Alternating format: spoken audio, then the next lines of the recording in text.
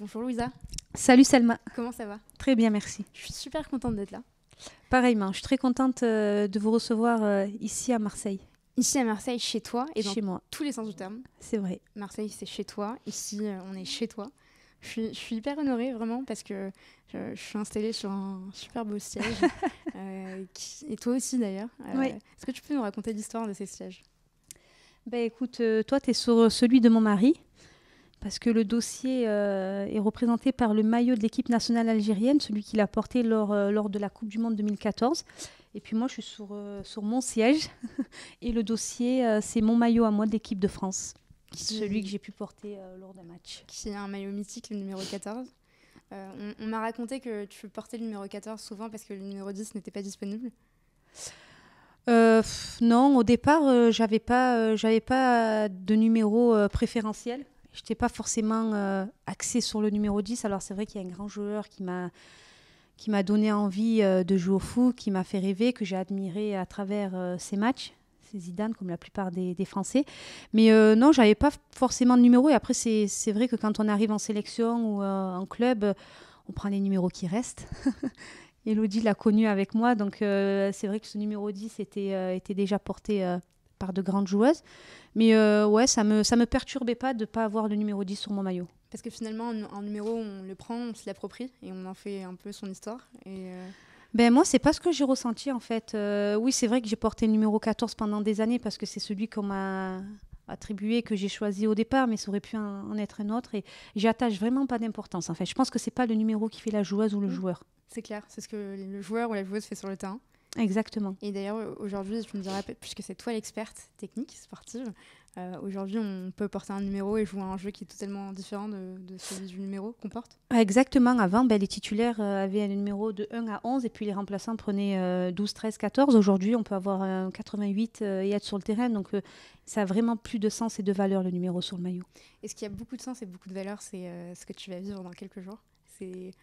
Je pense que tu te rends compte de l'honneur qui t'est fait par cette invitation du 8 mai, du 9 mai. Moi, je vais la porter le 9, la flamme olympique. C'est incroyable. C'est fou parce qu'on est J-2 d'une journée qui est quand même historique. La flamme arrive à Marseille, chez toi, et tu fais partie d'une dizaine de figures phares de Marseille qui vont porter la flamme. Tu as été choisie parmi ces personnes-là. C'est une reconnaissance qui est énorme, d'autant que les JO, c'était le dernier JO en France, c'était en 1924. Là, on est en 2024, 100 ans plus tard, un siècle plus tard. Est-ce que tu te rends compte de ce que ça représente ? Je me rends compte peut-être pas forcément. Après, c'est vrai que c'est une vraie reconnaissance pour moi. C'est un vrai honneur, une vraie fierté de pouvoir la porter ici, chez moi, dans ma ville, à Marseille. Alors c'est vrai que je l'ai quittée pendant quelques années pour aller vivre de ma passion. Mais j'y suis revenue parce que j'y suis très attachée. Attachée tout d'abord à ma famille et puis après à ma ville qui m'a vue naître, grandir. Donc c'est vrai que de porter cette flamme dans 2 jours, surtout qu'elle arrive à Marseille, quoi. C'est quand même un vrai honneur pour nous, Marseillais, la ville, de la voir arriver chez nous, dans notre port, dans notre vieux port. Donc ouais, ça reste une fierté et un honneur, mais j'ai hâte et je suis excitée de pouvoir le vivre. Ça va être un grand moment. Moi, j'ai hâte de voir ça. Je serai devant ma télé. Et puis, je pense que il faut absolument qu'on parle d'un sujet très vite pour vraiment le passer. C'est tu viens de Marseille, t'es marseillaise, t'as grandi, tu es née à Marseille et t'es allée jouer à l'OL. Ce qui est quand même un sacrilège pour tous les Marseillais fans de l'Olympique de Marseille. Est-ce qu'on t'en veut un peu ou pas du tout ? Non, pas du tout. On m'a jamais reproché le fait que je sois allée à l'Olympique Lyonnais. Après, malheureusement, l'Olympique de Marseille n'avait pas de section féminine de haut niveau, n'en avait pas du tout sur les années où moi j'y jouais, sur les années qui ont fait ma carrière. Mais la concurrence à Marseille avec Lyon s'est faite après. Parce qu'au départ, la vraie concurrence, c'est le Paris Saint-Germain. C'est vrai, effectivement. Et la concurrence avec l'Olympique Lyonnais est arrivée dès lors où les Qataris ont pris les rênes du Paris Saint-Germain et où l'Olympique de Marseille ne pouvait ou ne peut pas vraiment rivaliser avec le Paris Saint-Germain. Donc la concurrence est arrivée après et moi, j'ai arrêté ma carrière dès que cette concurrence est née. Donc Parfait voilà, timing. mais en tout cas pour moi, ça a été une joie et une fierté de porter les couleurs de l'Olympique Lyonnais pendant tant d'années. Oui, et tu as fait rêver énormément de personnes, et pas au-delà de rêver, tu as fait ressentir des émotions à énormément de personnes, et je pense que c'est ça le foot, on joue pour, en tant que, j'imagine, joueuse, pour ressentir des émotions, vivre des choses, et puis aussi directement et indirectement faire ressentir à d'autres personnes. Moi, je connais plein de personnes, et une personne en particulier qui a vécu des moments extraordinaires en se regardant à la télé, parce que en fait, tu fais partie de ces joueuses qui finalement nous font rêver. Je vais me répéter sur le terrain, parce que par des gestes techniques, par une vision du jeu, par une manière une philosophie de jeu, c'est le bon terme. Et t'en parles souvent en commentaire. Et d'ailleurs, t'en parlais samedi dernier. Tu disais, moi, c'est pas ma philosophie de jeu. Et t'étais clairement en train de nous expliquer que le match que tu étais en train de commenter n'était pas un bon match, et tu avais raison, parce que ça n'est pas ta vision du jeu. Et déjà, merci pour ça, merci pour ton jeu. Et merci Non, c'est vrai, merci pour ton jeu. Ça fait un peu mélo ce que je suis en train de dire, mais c'est sincère. Et merci aussi d'être sincère en commentaire et de dire on n'est pas en train de voir on n'est pas en train de voir un match de foot comme moi je l'imagine. Parce que certains peut-être ne l'imaginent pas comme ça. Après, moi, je respecte les gens qui aiment ce football-là. Le football d'aujourd'hui est plus un football de transition, puissance, athlétique. Mais ce n'est pas le football que moi, j'aime. Donc, forcément, quand je commande, j'ai envie de voir des matchs qui me plaisent. Bien sûr. Je ne suis pas là non plus pour commenter que des matchs qui me plaisent. Non. Donc, j'essaie de prendre du plaisir autrement. Après, c'est vrai que moi, quand j'étais joueuse, je jouais sur mes qualités. Et moi, mes qualités, c'était surtout cette qualité technique, cette aisance technique, cette vision de jeu. Peut-être que je voyais un temps avant les autres, mais je ne m'en rends pas compte, moi, sur le terrain, parce que tout ce que je fais, c'est naturel. Oui, pardon. Et du coup, aujourd'hui, j'aimerais voir ce football-là. Malheureusement, je l'ai pas toujours. Et ça, est-ce que tu ne penses pas que tu parlais tu as utilisé le terme naturel, et il est hyper important, parce que quand tu joues, quand des joueuses comme Majri jouent, on a parfois l'impression que c'est une évidence, et que finalement c'est des choses qui s'apprennent non pas sur les terrains mais dans la rue. C'est vraiment une sorte de foot de rue, des réflexes qu'on développe quand on est enfant, qui se travaillent évidemment et qui se développent et qui se complexifient quand on commence à apprendre le foot réellement, mais c'est des choses qu'on voit dans la rue. Ouais, complètement. En fait, c'est comme un enfant en termes d'éducation, on lui donne les bases pour le construire, pour le lancer dans la vie.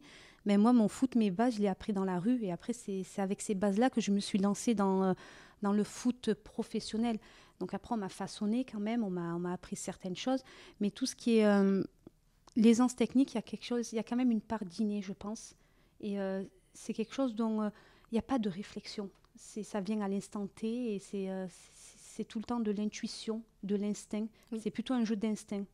Oui, et ça me fait rire souvent de voir certaines personnes essayer d'apprendre à faire les passes à l'aveugle ou certaines choses, mais en fait, c'est des choses qui ne s'apprennent pas. C'est juste... Non, il y a des choses... c'est vrai qu'il y a des choses qui ne s'apprennent pas. C'est comme, je pense à Hello, qui allait super vite. Je pense qu'on ne lui a pas appris ça.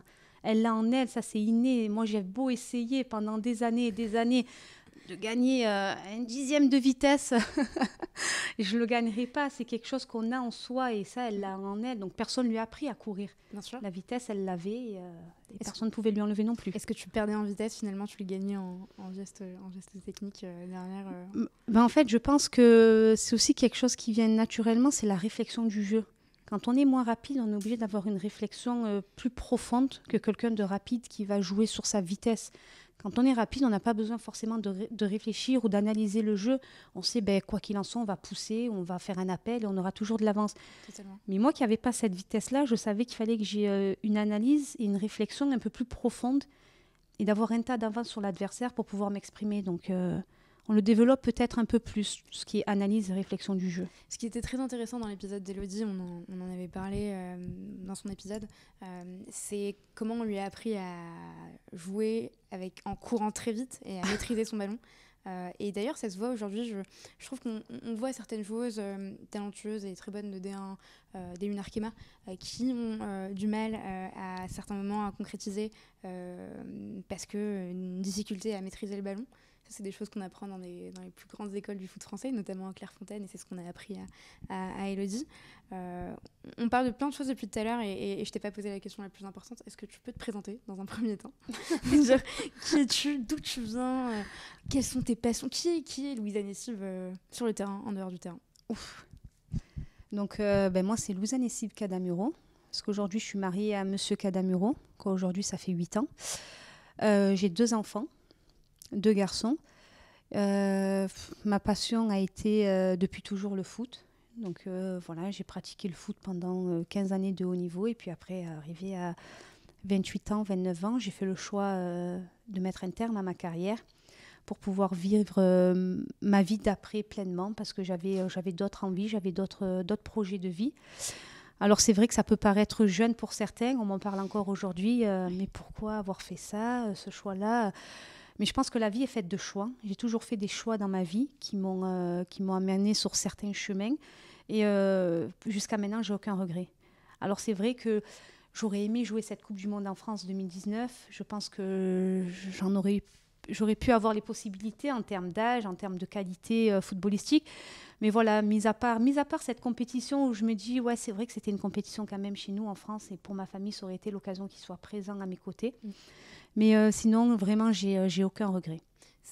J'allais te poser la question en te disant ça a été quoi le déclic de l'arrêt de la carrière, mais je vais me contrôler et te poser ces questions après. Mais c'est des sujets hyper intéressants dont on va parler plus tard dans l'épisode, parce que c'est vraiment des sujets, je trouve, qui sont importants, tant pour les joueuses encore en exercice, mais aussi pour des gens qui nous écoutent, qui s'inspirent de parcours de sportifs, non pas juste pour des raisons sportives, mais aussi pour eux-mêmes dans leur vie personnelle, professionnelle, pour dépasser leurs objectifs, réussir à atteindre des étapes, réussir à justement passer des moments de vie qui peuvent être parfois compliqués.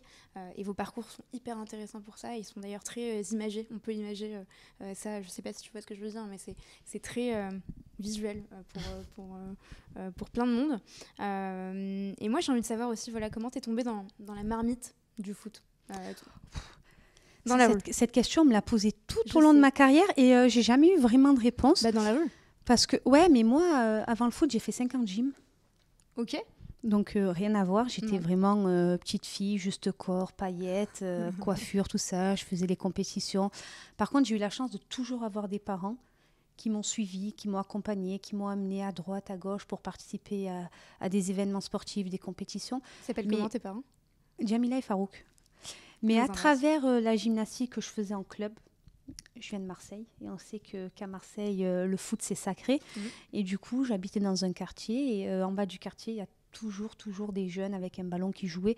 Et quand je rentrais de ma gym, plutôt que de monter à la maison ou d'aller chez mes grands-parents, je restais en bas et je jouais avec eux au foot. Et c'est là où est né aussi cet amour et cette passion pour le foot, mais sans forcément me dire qu'un jour je prendrais une licence en club et j'en ferais mon sport. Parce que pour moi, mon sport, c'était la gym. Et j'aimais beaucoup ça. J'aimais faire mes entraînements de gym, y participer. Donc, je sais pas pourquoi, arrivé à 13 ans et demi, il y a une équipe filles foot qui s'est faite au sein du quartier, au club du quartier. Et on m'en a parlé, et puis ça m'a donné envie. J'y suis allée 1 fois, 2 fois, et puis ça m'a plu, et j'ai demandé à mes parents d'arrêter la gym et de me prendre une licence au club de foot d'à côté. Excellent, et ça me fait penser... alors j'ai décidé de faire plein de parallèles avec Élodie sur cet épisode. Tu sais pourquoi? Parce qu'en fait, vous avez eu exactement à 1 année près la même carrière. C'est pas pour ça que c'est mon amie Hello. Voilà. Voilà. À 1 année près. Et puis, ce qui est fou, c'est que vous avez 2 visions du foot qui sont totalement différentes, parce que l'une est totalement détachée et l'autre est totalement passionnée. Et j'avais promis à Élodie, quand on avait fait son épisode, qu'on allait faire un parallèle avec une image à droite, une image à gauche, Élodie, Thomas, Louisa Nessib. Et je pense qu'on va pouvoir le faire. Mais au-delà de ça, ce que je voulais dire, c'est que en fait, Élodie a commencé le foot sur un malentendu. Non, à l'athlé. Et elle voit une pancarte, elle se dit « Ah, chouette, un tournoi de foot, je vais tourner à droite, pourquoi pas ?» C'est fou, cette histoire. Et toi, en fait, j'ai un peu l'impression, et dis-moi si je me trompe ou pas, c'est que en fait, c'est comme avant ou après Jésus-Christ, il y a un peu un avant et un après Coupe du Monde 98. Est-ce que ça a eu un impact Je ne sais plus si ça a eu un impact vraiment sur ma prise de conscience de vouloir arrêter la gym pour aller chercher cette licence foot. Mais en tout cas, il est certain que c'est à partir de la Coupe du Monde 98 que je me suis intéressée notamment au foot à la télé. Ouais. Avant ça, je ne regardais pas de foot à la télé. Et donc Zidane, c'était l'idole de toute la ville de Marseille. Et toi, en tant qu'enfant, qu'est-ce qui te faisait vibrer quand tu regardais Zidane jouer sur le terrain ? Quand j'étais enfant, sur cette compétition, c'est pas le joueur lui-même qui m'a fait vibrer, mais plutôt toute l'équipe, l'engouement, la ferveur du pays, et puis le parcours qu'ils ont réalisé, la victoire, c'était plutôt ça, c'était plutôt ce travail d'équipe et ce résultat. Le joueur en lui-même, je pense que je l'ai admiré un peu plus tard. Tu l'admires un peu plus tard par ce qu'il a fait chez les Galactiques, au Real, au-delà de l'équipe de France ? Ouais, un peu tout. Déjà à la Juventus, parce que moi j'ai un papa qui aime aussi beaucoup Zidane. Ouais. Donc du coup voilà, c'est peut-être aussi lui qui m'a donné ce regard sur le joueur.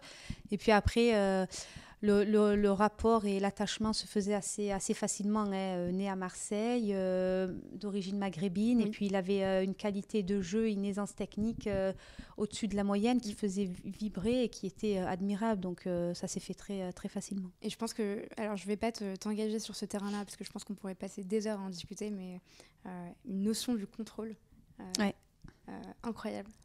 Ouais, c'est ça. Mais ça, encore une fois, c'est plus tard, parce que quand on est jeune, on n'a pas ce rapport vraiment au jeu, à la qualité technique. On n'analyse pas le geste du joueur. C'est un tout, en fait. C'est surtout, on va dire que c'est aussi ce qu'on entend comme commentaire à la télé qui nous donne l'envie ou pas d'aimer un joueur. Hein. Ça y joue beaucoup. Et la façon dont on parlait de Zidane, forcément, c'était beau. Donc... on était forcément obligé de l'aimer, ce joueur-là. Et aujourd'hui, c'est toi qui as ce micro et c'est toi qui as cet impact sur... Ouais, c'est vrai. Un peu moins que le journaliste commentateur, parce que moi, je suis là plus pour être dans l'analyse technique et tactique. Mais je trouve que le commentateur de match a vraiment un rôle hyper important sur le regard du match, sur le regard du jeu, et puis sur l'amour ou pas que l'on peut porter à un joueur. Bien sûr. Et... c'est marrant parce que je suis à la fois d'accord avec toi et pas d'accord parce que je trouve que finalement le journaliste commentateur c'est le fil rouge qui va venir distribuer la parole et en même temps aussi la direction du jeu, comment le jeu commenter finalement la direction du jeu tout simplement et toi tu vas venir apporter tes inputs sur la technicité, c'est exactement ce que tu viens de dire mais c'est toi qui vas apporter ce côté envie de suivre le match, envie de suivre le joueur ou la joueuse, envie de... Ouais, mais en fait, nous, on est plus là pour la compréhension du jeu et vraiment pour une analyse pure. Ouais. Mais ça touche vraiment une partie du public parce que pas tout le monde est spécialiste du foot. Et aujourd'hui, c'est le sport le plus populaire. Ouais. Et je pense que la personne qui est derrière l'écran, le journaliste a plus d'impact que le consultant. Parce que c'est lui qui donne le tempo et le rythme dans la voix, l'intonation et les mots qu'il emploie. Parce que moi, je ne suis pas là pour employer des adjectifs qualitatifs. Nous, on n'est pas dans le waouh, c'est plutôt le journaliste. Oui. Donc, je trouve que dans ce regard-là, il a un rôle plus important. Ouais. Et bah, écoute, je ne suis toujours pas d'accord avec toi parce que moi, j'ai l'exemple devant moi. Et encore une fois, ce n'est pas pour te jeter des fleurs, mais c'est un plaisir de voir tes matchs parce que justement, tu fais ça. Et parce qu'on est en capacité justement de se dire, ok, en fait, un match commenté par Louisa Nessib, c'est pas un match commenté par XY. C'est pas la même chose. Mais c'est gentil, voilà. C'est gentil. Et chacun a son style. Il y a des styles pour tout le monde. En tout cas, moi, mon style, c'est le style Louisa Nessib. Et d'ailleurs, tu as plein de messages sur ton téléphone. C'est pas grave, ça. C'est les caméras. C'est Canal et toutes les équipes qui te contactent pour commenter tous les prochains matchs. Normalement, on fait les choses chronologiquement sur Joueuse. On est assez scolaire. Et puis, depuis 2 épisodes, on se dit que on va rentrer plus ou moins droit dans le dur, sans faire ça chronologiquement. Voilà, on grandit un peu, je pense. Et comment parler de toi sans parler de l'OL ? Et comment parler d'OL sans parler de toi ? Et d'ailleurs, toutes sections confondues, que ce soit les sections masculines ou féminines, ça m'est égal. Et d'ailleurs, c'est pas important pour plein de monde. Moi, quand je pense OL, je pense à plein de joueuses et plein de joueurs. dont tu fais partie. Tu fais partie de ce fameux top 10 parce que tu as marqué ce club par ton empreinte. Et d'ailleurs, j'ai pas peur de le dire parce que souvent on nous demande de modérer nos propos. Non, tu as réellement marqué l'histoire de ce club. Et tu l'as rejoint avec ton acolyte qui est derrière la caméra, avec Elodie. Moi, il y a un moment que j'ai découvert avec Elodie pendant son épisode que je veux que tu nous racontes. On est en finale c'était toujours le Challenge de France à l'époque. Challenge de France, finale contre l'OL, Montpellier. Donc tu joues à Montpellier avec Elodie. Vous gagnez la finale. Vous marquez, dans tous les sens du terme, mais vous marquez ce match par votre empreinte parce que vous êtes parmi les actrices les plus importantes de ce match. Et il y a un monsieur grand par son charisme et par son travail et petit par sa taille, qui vous repère et qui est là et qui vous propose de rejoindre l'OL. Est-ce que tu peux me raconter ce match, l'issue de ce match et comment vous rejoignez l'OL après ce match? Ce match, je crois que c'est ma première victoire marquante, on va dire, parce que cette année-là, on a le quatuor Camille Abili, Sonia Bonpastor, Ouda Lataf et Laure Lepailleur. 4 grandes joueuses françaises qui quittent Montpellier pour aller rejoindre l'Olympique Lyonnais. Et du coup, on les retrouve sur la finale. Donc, c'est toujours très excitant pour nous, jeunes joueuses, Hello et moi, qui sommes à Montpellier, d'affronter ces grandes joueuses, ces grandes dames. Parce que je pense que finalement, les grandes favorites, c'était elles. C'était l'Olympique Lyonnais. Et nous, on arrive avec un énorme coach, très charismatique, malgré tout, Patrice Lair, qui était déjà notre coach sur cette année-là à Montpellier. Nous, on est toutes jeunes. Moi, j'avais 17 ans, Hello 18 ans. Et du coup, on joue cette grande équipe de l'Olympique Lyonnais. Donc, nous, on n'a rien à perdre. On arrive avec notre insouciance. Et puis, personne ne nous voyait gagner, je pense. Et on gagne cette finale-là contre cette grande équipe et ces grandes joueuses qui venaient de quitter Montpellier pour rejoindre l'Olympique Lyonnais sur cette saison. Donc ça a été une victoire marquante, une belle victoire, une de nos belles premières victoires. Et puis derrière, on a la proposition d'aller rejoindre cette équipe-là et forcément ça se refuse pas parce qu'on sait que c'est le futur du foot féminin. On comprend très vite, je pense qu'Hello le comprend aussi très vite comme moi, que ça va être sur les prochaines années le club à aller chercher. Et si on doit être quelque part, c'est bien dans ce club-là, l'Olympique Lyonnais, pour aller toucher et atteindre le haut niveau. Donc voilà, c'est une opportunité qui s'offre à Hello comme à moi et qu'on saisit, bien entendu, sans se poser de questions. C'est dingue, parce que finalement, tu parles de ce quatuor et c'est un quatuor qui vous a beaucoup apporté à toi et Elodie.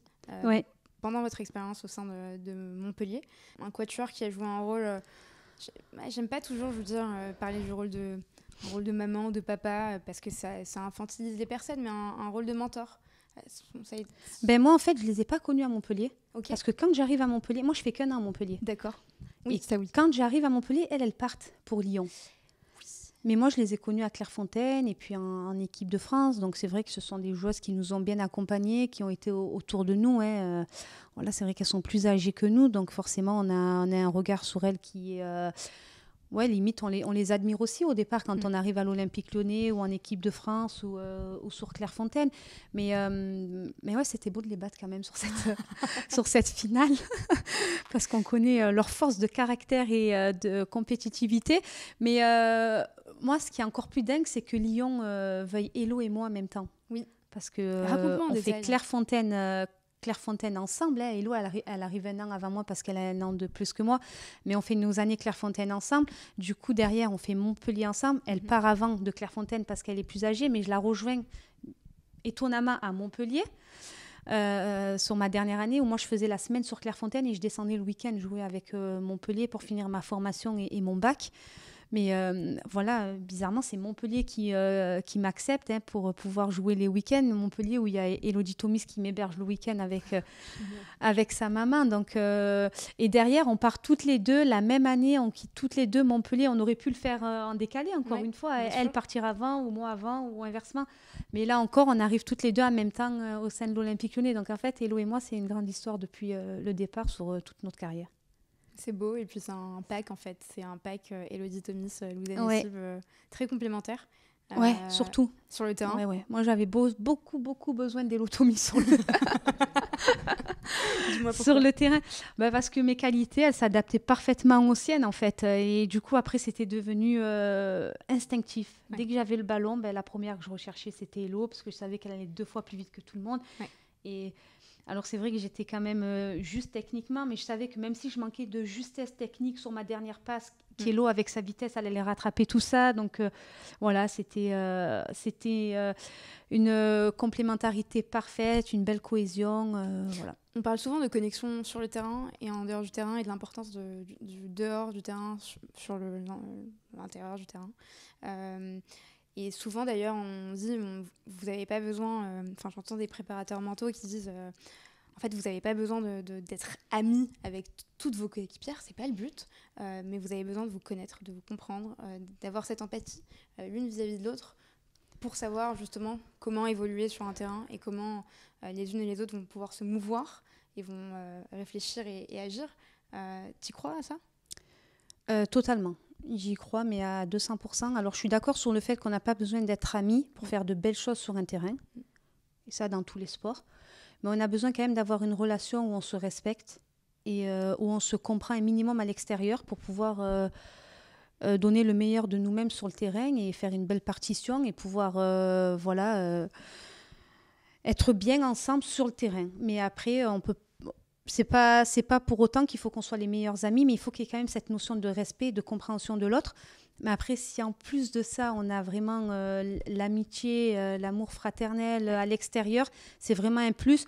Et le plus important dans tout ça, c'est vraiment d'avoir une connexion, de connaître l'autre, le déplacement de l'autre, ce qu'il aime, ses points forts, ses points faibles. En fait, analyser et comprendre le jeu de la coéquipière.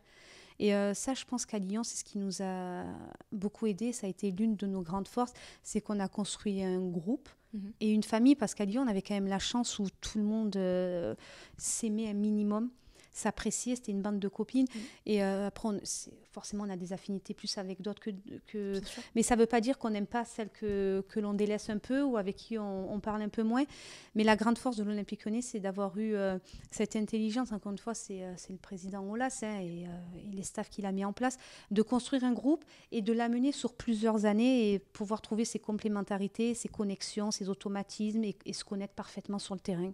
C'est hyper important et c'est pas pour rien que Jean-Michel Aulas est un bâtisseur à la fois d'une entreprise sportive, mais aussi d'une entreprise qui n'a rien à voir avec le sport et qui a prospéré pendant des années, qui prospère toujours aujourd'hui, même s'il n'en est plus le président. Je parle de Cégide, par exemple.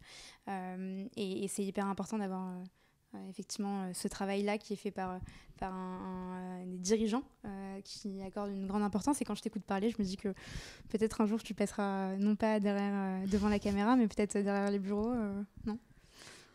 Non, je pense pas. Après, Pourquoi ? Je sais pas. En fait, j'ai pas de réel avis sur la chose. Moi, dans la vie, je suis fermée sur rien. Je suis curieuse de tout. J'aime apprendre, j'aime découvrir. Mais de toute façon, je me dis que la vie est écrite. Et il y a des destins de vie qu'on peut pas rompre ou qu'on peut pas leur apporter un autre chemin. On peut pas détourner. Et je pense que tout ce qui m'est arrivé aujourd'hui, c'était mon destin de vie. C'était écrit. Et la suite est déjà écrite pour moi, donc je me laisse vivre et je me laisse guider par ce destin.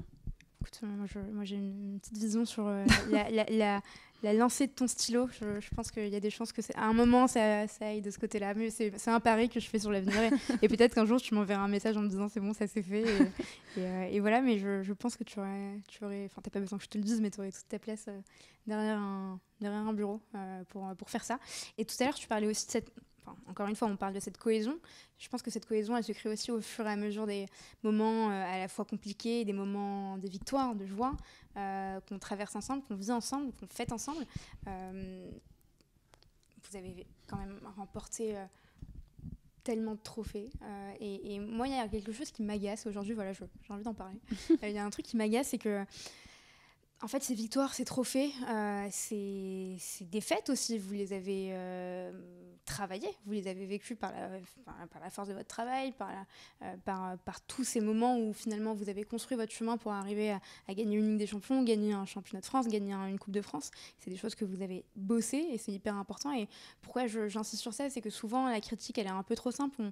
On parle de ces victoires de l'OL en basant les victoires de l'OL sur le budget la notoriété de la section masculine de l'OL et de Jean-Michel Aulas, en disant que voilà, c'est logique. Elles gagnent, elles ont de l'argent, elles ont du budget, c'est normal.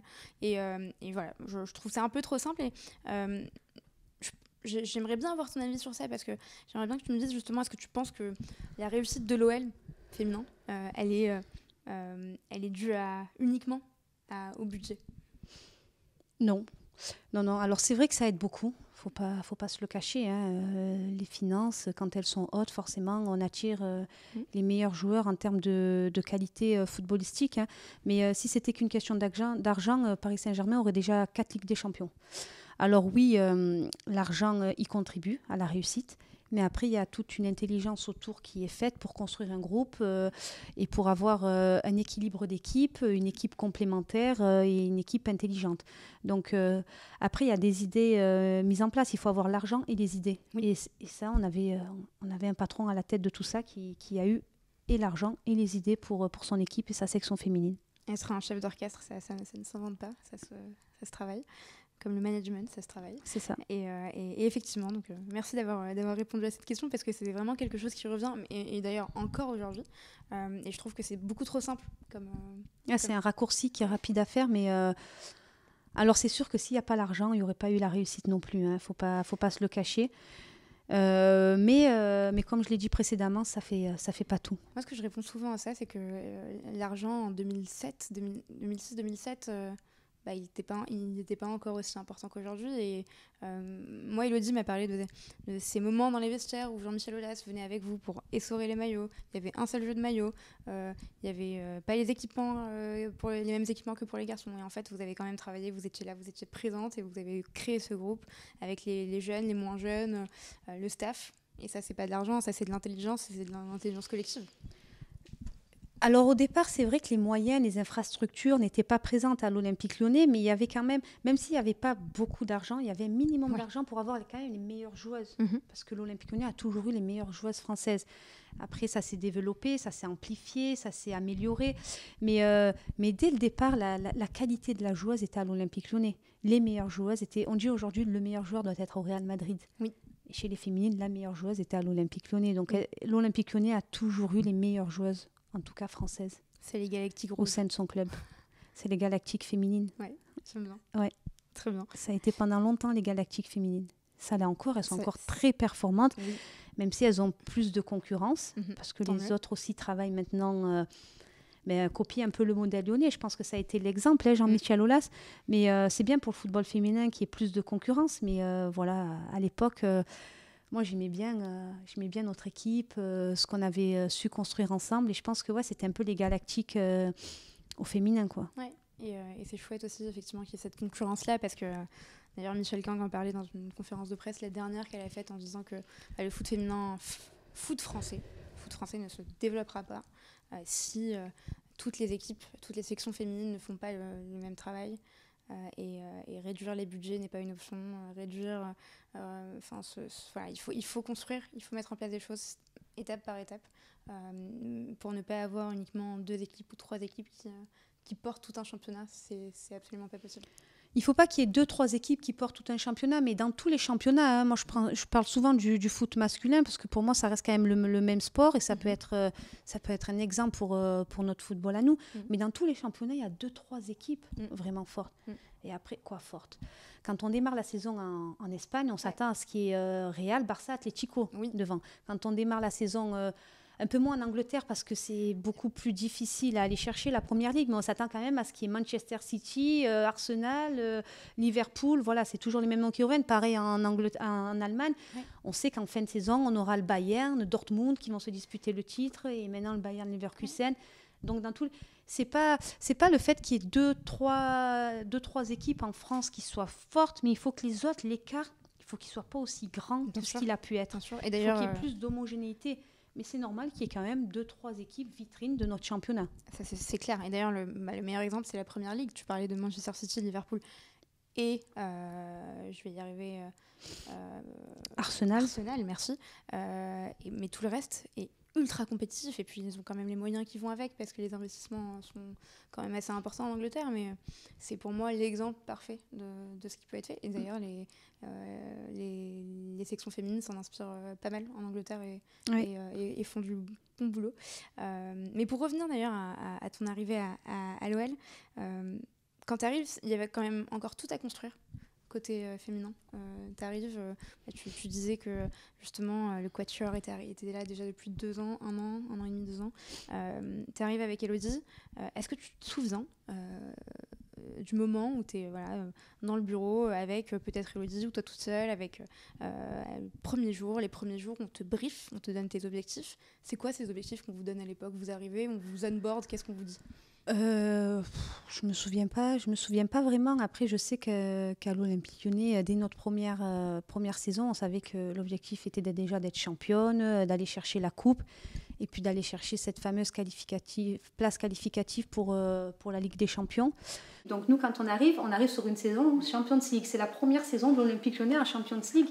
Donc déjà, on a cette chance d'arriver au sein de cette équipe et on va être la première équipe à jouer Olympique Lyonnais, à jouer la Ligue des Champions. Donc voilà, il y a plein d'objectifs. Mais on arrive, on est jeune, on est insouciante, on ne pense pas à tout ça. Nous, en tout cas, moi personnellement, mon objectif premier, c'était juste de jouer au foot, de prendre plaisir. Et c'est tout en fait. Je ne pensais pas, on va faire une saison Ligue des Champions. On est dans un club où on est quasi obligé d'être championne de France. Tout ça, on n'y pense pas. C'est avec l'âge, malheureusement, qu'on prend conscience des choses et que du coup, on se met plus de choses en tête. Mais quand on est jeune, moi personnellement, j'arrivais simplement pour jouer et prendre plaisir. Et c'est ce qui fait que ça marche. Et d'ailleurs, tu me fais une excellente transition parce que moi, je suis fascinée par cette culture de la gagne qui est à l'OL, qui a été créée, qui a été forgée. À quel moment tu as senti que justement il y a eu cette bascule et à la fois vers une culture de la gagne et une culture de la gagne qui crée un ascendant psychologique face aux autres équipes? À l'OL, je pense qu'à l'OL, elle a toujours été présente, ou alors elle s'est renforcée avec l'arrivée de Sonia Monpastor, Camilla Billy ou Dalataf, qui sont hyper compétitives et qui, elles, même un jeu à l'entraînement, il faut le gagner. Et puis moi, je l'ai appris en arrivant à Lyon, parce que personnellement, je pense qu'Hello, c'est un peu pareil. On était moins dans la compétition, peut-être parce qu'on était jeunes. Moi, je sais que mon objectif premier, c'est de prendre plaisir. Et c'est fou à dire, j'en ai peut-être un peu honte aujourd'hui, parce que j'ai fait une carrière professionnelle avec plein de titres et tout. Mais moi, l'entraînement, quand je perdais, je m'en foutais si j'avais pris plaisir. Et ça, c'était avant d'arriver à l'OL. Et sur mes premières semaines d'entraînement, c'était encore ça pour moi.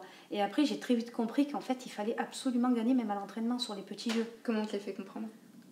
L'énervement sur le terrain, l'agacement après dans le vestiaire, le mécontentement de certaines, alors que moi, je ne comprenais pas forcément. Moi, j'ai pris plaisir, même si j'ai perdu à l'entraînement. Pour moi, ce n'était pas important. C'est l'entraînement, justement. C'est fait pour ça. L'entraînement, pour moi, c'était pour prendre plaisir. Après, attention, un match, je voulais absolument gagner. Bien sûr. Mais par contre, à l'entraînement, pour moi, c'était entraînement. Je prends plaisir avant tout.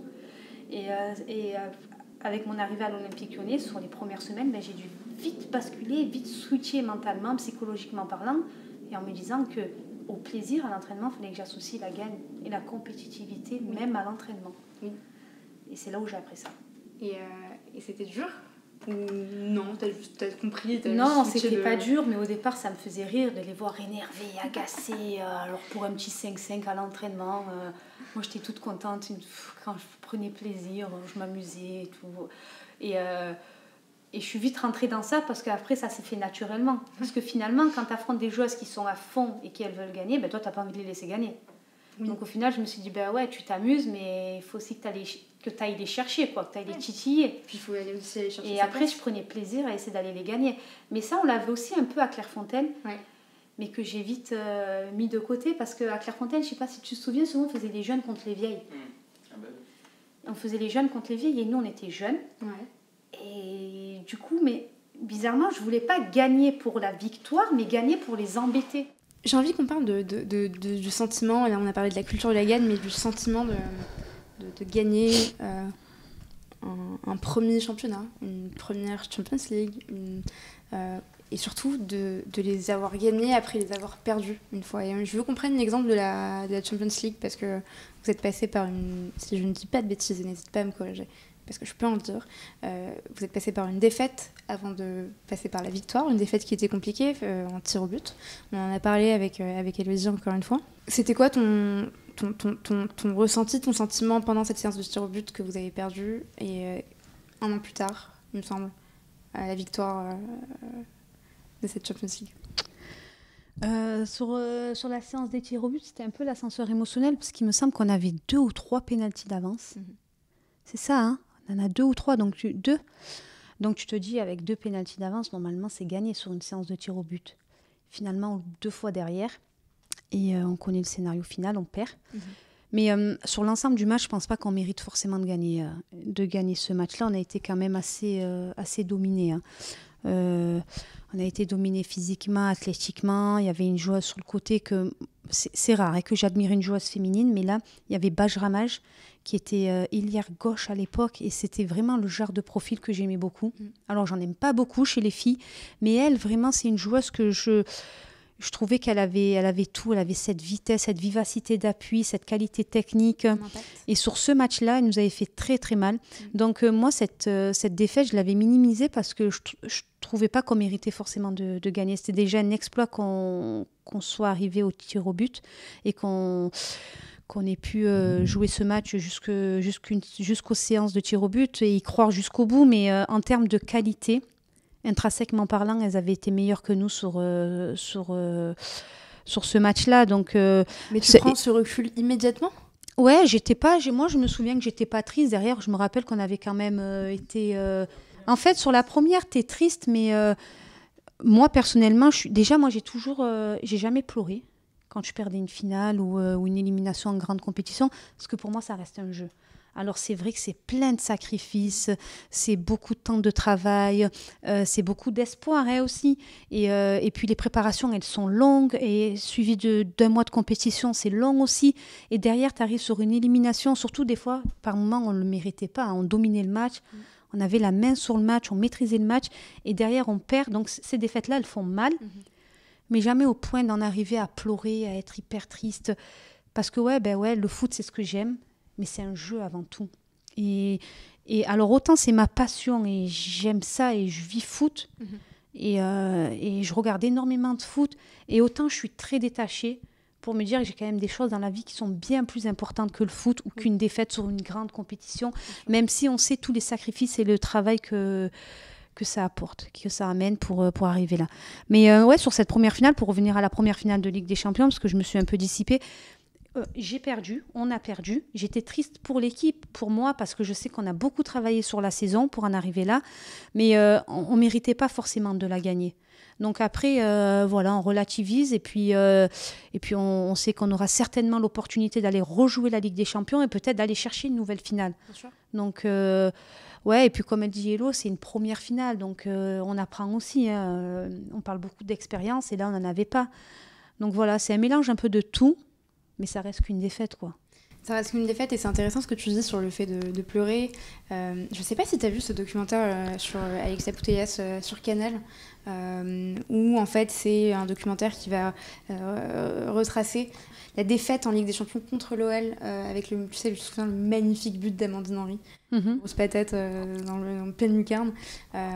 Et il y a eu aussi avant ça le match où elles ont fait le record d'audience, de téléspectateurs sur le terrain. Et donc c'est un top documentaire et on l'a su aussi dans les coulisses de sa préparation physique et mentale. Et avec son kiné, son physio, enfin bref. Et justement, elle s'effondre à la fin de ce match et elle pleure parce qu'elle perd. Et ce qui est frappant, c'est que en fait, on voit et on témoigne pendant tout ce documentaire qu'elle a absolument pas, elle lui dit elle-même, le contrôle pas sur ses émotions, on n'a pas le contrôle sur les émotions, il faut pas contrôler trop de choses non plus, mais elle est constamment à fleur de peau, elle ne s'autorise jamais un seul moment de répit, elle est tout le temps à fond, elle pense qu'à ça, et en fait le résultat c'est je perds, je tombe, je m'effondre et j'ai plus de voix ou qu'importe, mais et c'est vrai que ce qui est intéressant avec toi, je fais pas de comparaison, mais ce qui est intéressant avec toi, c'est que c'est ta passion, tu vis foot, tu manges foot, tu déjeunes foot, tu parles foot. Et pour autant, tu sais que c'est un sport un jeu. Enfin, c'est le jeu que tu jouais quand tu étais gamine dans la rue. C'est surtout ça, en fait, même si c'est ton métier. Est-ce que ça te permet finalement de garder une sorte de détachement finalement?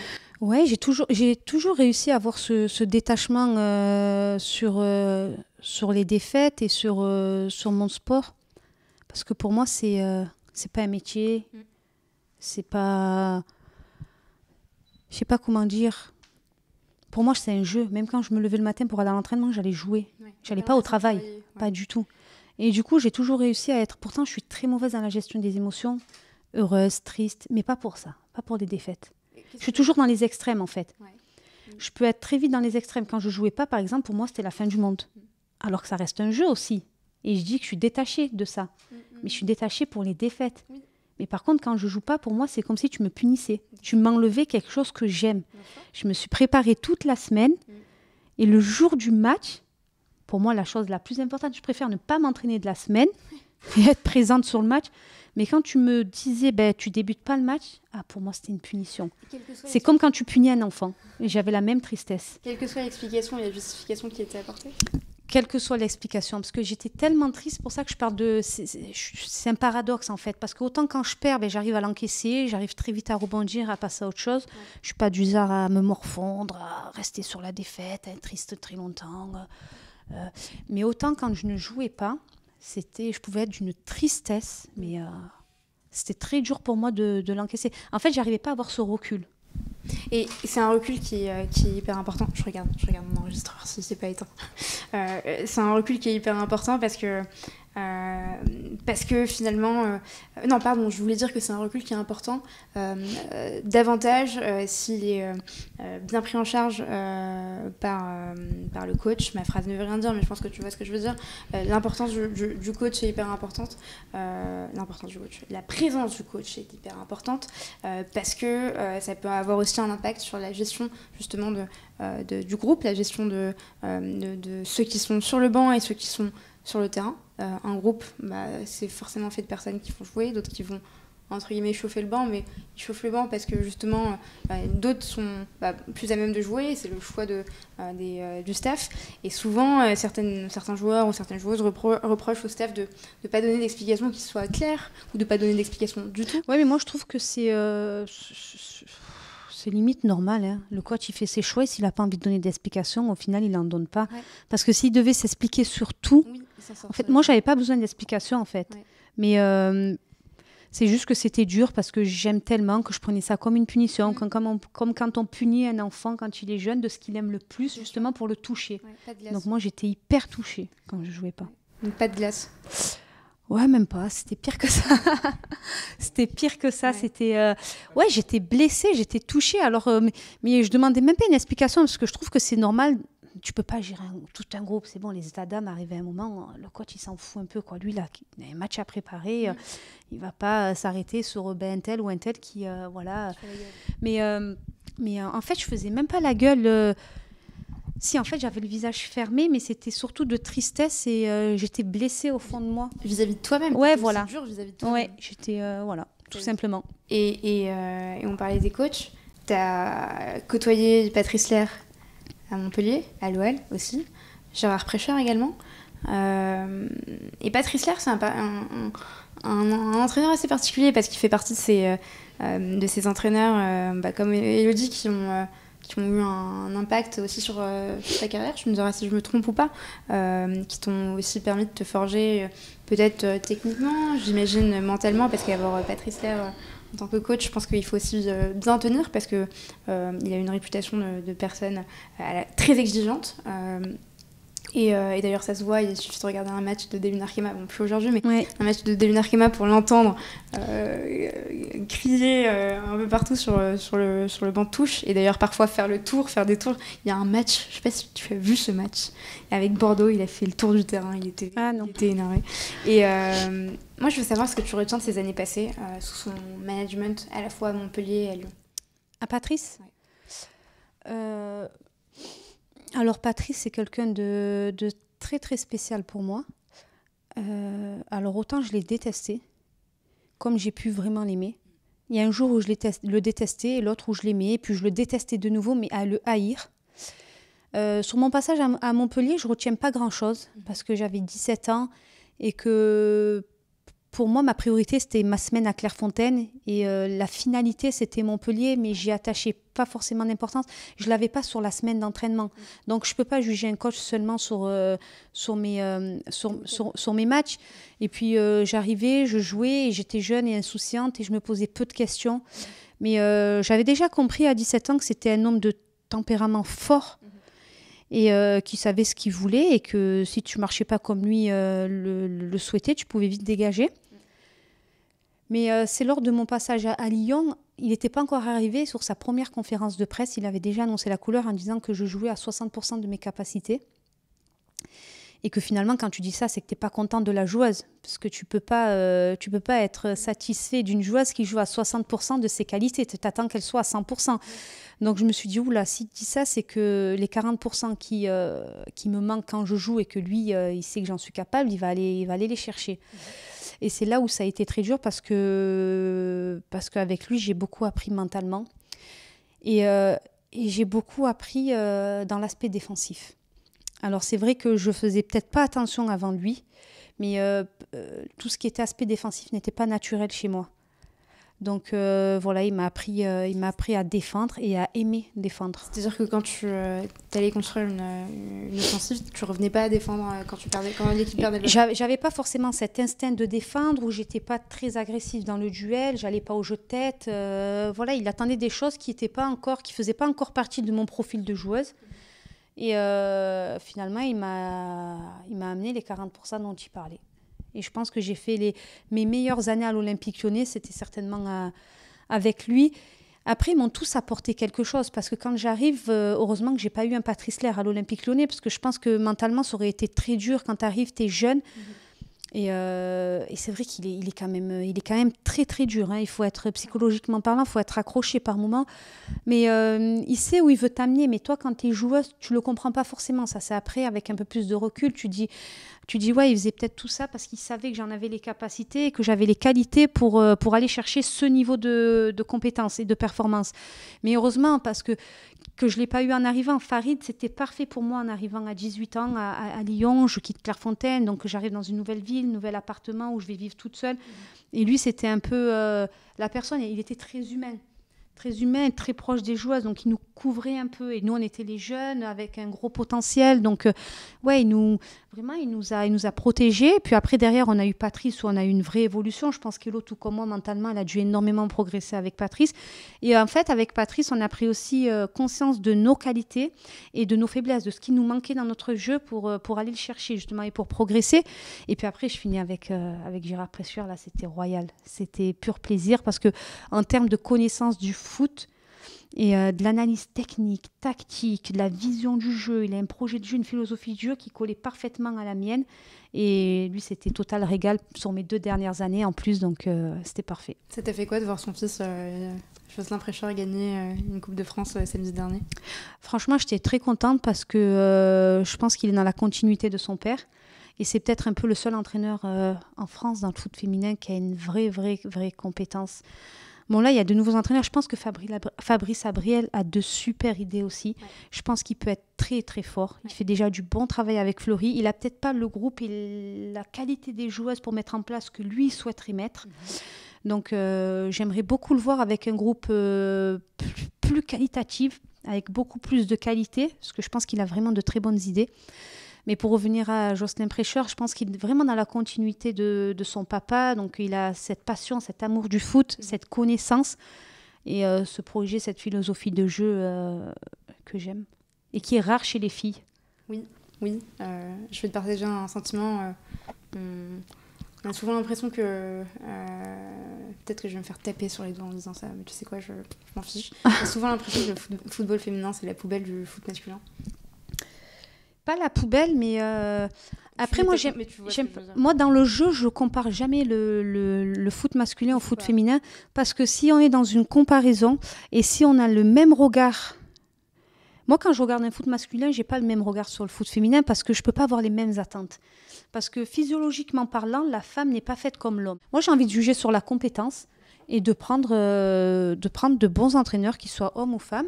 Et puis, si c'est parce qu'ils n'ont pas d'opportunité chez les hommes, tant mieux pour le football féminin, parce qu'on a de bons entraîneurs. C'est une bonne manière. J'aime beaucoup cette manière de voir les choses. C'est une très bonne manière de voir les choses, très positive. Et je valide, même si tu n'as pas besoin de sa validation.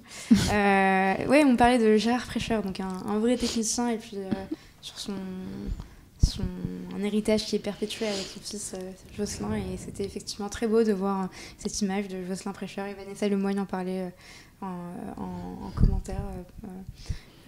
À la fin du match, finale de Coupe de France, cette image où tous les deux, les parents pleurent, et puis c'est un vrai passionné, c'est Gérard Prêcheur et son fils, c'est ceux que tu vois, ceux que moi je vois finalement venir voir des matchs du Paris FC, alors que un week-end, alors qu'ils ils aiment vraiment le foot. Voilà, ils viennent et ils sont présents, et je trouve ça top. Et puis c'est des personnes qui sont, moi je les connais pas, mais d'un point de vue extérieur, qui ont l'air très simples et qui gardent une simplicité qui n'est pas dénaturée par le fait d'être coach du PSG. Non, pas du tout. Alors Jocelyn Prêcheur, je le connais beaucoup moins, mais j'ai pu le croiser notamment sur les stades maintenant que je travaille chez beIN.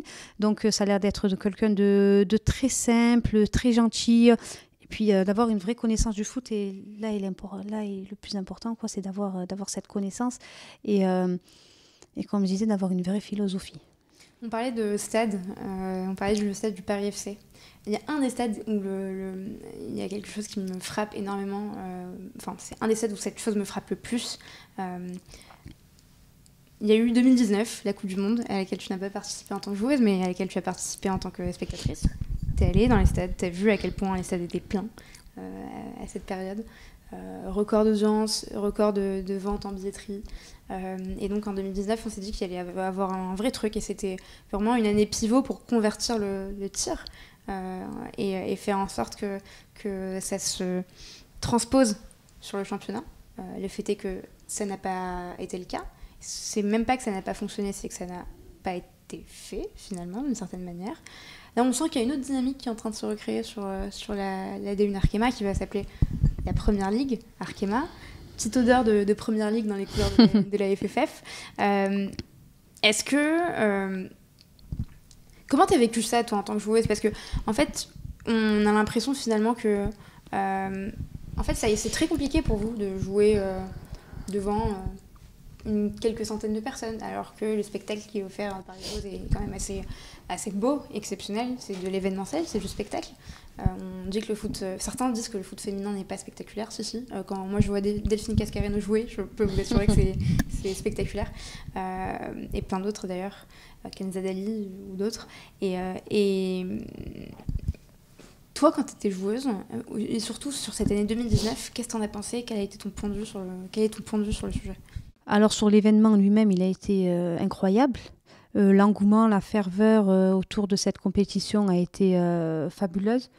Après, on pensait surfer justement sur tout cet engouement, toute la réussite de cette compétition. Mais malheureusement, il n'y a pas réellement eu de changement après la Coupe du Monde. On a été dans la continuité de ce qu'on faisait avant la Coupe du Monde. Donc c'est une grosse déception. Mais pour moi et pour, je pense encore plus les joueuses. Les joueuses pensaient vraiment qu'il allait y avoir de gros changements de fait ou une amélioration ou vraiment un engouement. Mais il faut beaucoup plus qu'une simple compétition réussie dans son pays pour avoir un réel changement, je pense. On dit souvent, et là je vais jouer la carte des leçons de vie, on dit souvent que tout est une question de volonté. Arrêter de fumer, c'est une question de volonté. Commencer à faire du sport, c'est une question de volonté. Mettre en place, marketer un produit aussi, c'est une question de volonté. Le foot féminin est un produit. Tout produit doit être marketé. En l'occurrence, tout ne tombe pas du ciel naturellement et tout ça. Et je pense que malheureusement, c'est ce qui s'est passé. Et à l'époque, quelque part, dans les instances, il n'y avait pas cette volonté-là.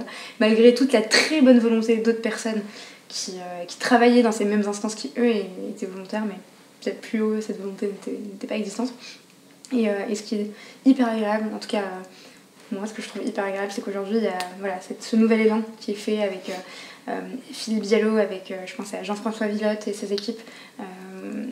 Il y a un an, j'ai eu un rendez-vous avec Jean-François Villotte, qui était totalement informel, mais juste pour lui parler de mon projet. Il m'a reçu avant de devenir DG de la FFF, 1 heure. J'ai eu le plaisir de discuter avec lui. Et il m'a dit pendant cette heure de rendez-vous que tout ce qu'il avait prévu, justement, lui de son côté, en discussion avec Philippe Diallo pour le football féminin. Et je suis très contente de voir que finalement il tient ses engagements et que c'était pas que des paroles et que c'était vraiment quelque chose de concret. Et c'est hyper agréable en fait qu'on soit professionnel dans ce milieu-là ou juste, entre guillemets, juste, pas juste, mais ou qu'on soit spectateur. C'est important. Voilà.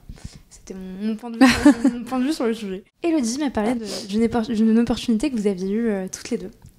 Pendant ton podcast, tu m'avais parlé de ça, d'une opportunité que vous aviez eue toutes les deux aux US. Et tu avais refusé d'y aller. Pourquoi ? C'est vrai que j'ai eu 2-3 opportunités aux US, mais tout était très clair dans ma tête. Pour jouer au foot, être à Lyon me suffisait. Moi, je suis quelqu'un de très famille. Et encore une fois, je reviens au jeu. Et ce jeu-là, partir à des milliers de kilomètres et des heures d'avion de ma famille, c'était pour moi tout simplement impossible. Donc, rester à Lyon était parfait. J'étais à 1h30 en TGV de Marseille et je pouvais rester au plus près de ma famille et pratiquer ma passion et mon sport.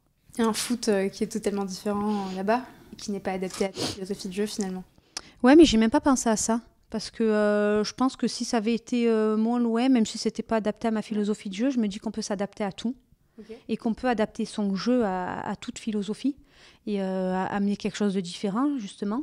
Okay. Et peut-être même encore plus performé quand on arrive où toutes les joueuses ont le même profil, à savoir rapide, puissante, athlétique. Toi, tu arrives avec ton profil différent, avec une vision de jeu, une aisance technique et balle au pied, je n'étais pas non plus très lente. Alors, je suis lente sur un 40 mètres sans ballon, mais avec ballon et dans la gestuelle, dans la vivacité d'appui, j'étais plutôt très bien. Mais ce n'était même pas ça, je ne pensais pas du tout à ça. Moi, c'était simplement une question de distance. C'était beaucoup trop loin pour pratiquer du football. Beaucoup trop loin de chez moi, mes racines, ma famille. Donc voilà, et j'ai besoin d'être... pour mon épanouissement personnel, encore une fois, le foot, c'est qu'un jeu. Et moi, dans la vie, ma famille, c'est plus important que ma passion et mon jeu. Donc, j'ai besoin d'avoir cet équilibre-là. Et à Lyon, j'avais les deux. Je veux qu'on parle de l'équipe de France. Tu as derrière toi un super beau... Est-ce que tu peux nous montrer ton maillot juste derrière ? Est-ce que tu peux nous raconter l'histoire l'histoire de ce maillot-là, l'histoire de celui-là, de ce fauteuil. Ouais. Ah ben c'est simplement que mon mari avait déjà fait sa chaise à lui avec son maillot à lui et donc il m'a proposé de me faire la même chaise et puis je trouvais l'idée sympa et esthétiquement parlant c'est plutôt joli donc voilà j'ai accepté et il m'a offert cette chaise. Magnifique. Je trouve ça matérialiser des choses qui ont marqué nos vies, nos parcours et je trouve ça top finalement d'avoir une sorte de chaise. En plus c'est une chaise, je connais bien ces chaises, c'est des chaises un peu trône où ça fait... en fait c'est ton palmarès, c'est ton maillot.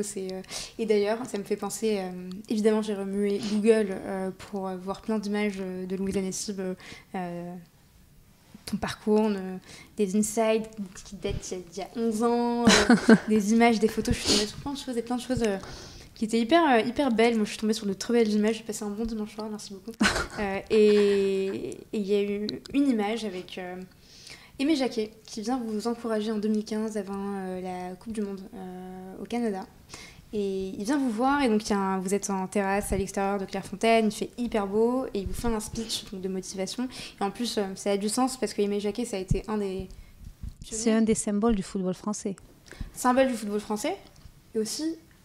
du football féminin français aussi parce qu'il a créé finalement il a impulsé la création du centre de formation pour les filles, les femmes et donc il était là et il vous disait quelque chose de très important. Il vous disait en fait Chelsea, Bayern, OL, Marseille, qu'importe, PSG, le maillot le plus important c'est celui que vous portez pas très souvent et donc c'est celui de l'équipe de France, donc souvenez-en vous.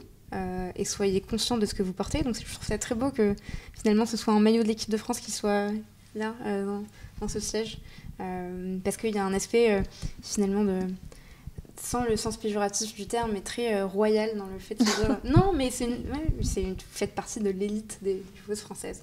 Et il faut le marquer. Et moi, je trouve ça top. Je trouve que c'est une très bonne idée de ton mari de l'avoir mis sur cette chaise. Et en plus, c'est un des maillots qui est le plus caractéristique de ta carrière, parce que t'as eu une carrière incroyable de bout en bout, mais je pense qu'on a plein d'images de toi avec ce maillot-là en particulier. Je trouve, moi, quand je pense à Louise Annecy en équipe de France, je pense à ce maillot-là. Et d'ailleurs, ça m'amène à poser une question. Ce sera la seule question peut-être à laquelle tu ne voudras pas répondre. Et ensuite, on reviendra sur l'équipe de France. Mais moi, je veux que tu me parles de ce qui s'est passé sur ce match en Coupe du Monde 2015 et cette touche. Qu'est-ce qui s'est passé sur cette touche? Est-ce que tu peux nous raconter, nous mettre dans le contexte déjà?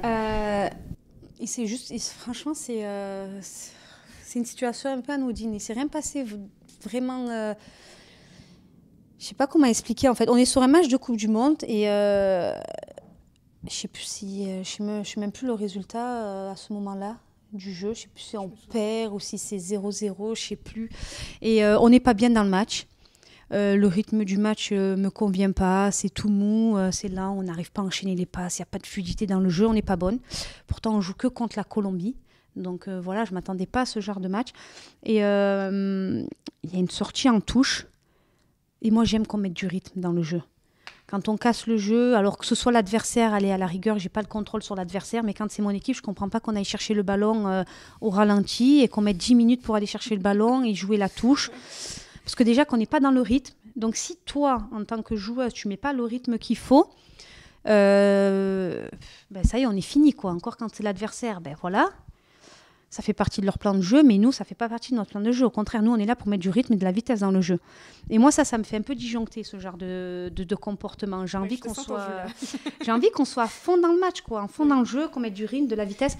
Et voilà, c'était juste ça. Elle a été chercher le ballon peut-être un peu trop doucement. Moi, je vais chercher le ballon justement pour faire moi la touche du coup et pour la jouer rapidement. Sauf que, je sais plus, elle me fait comprendre que c'est pas à moi de la jouer, mais à elle.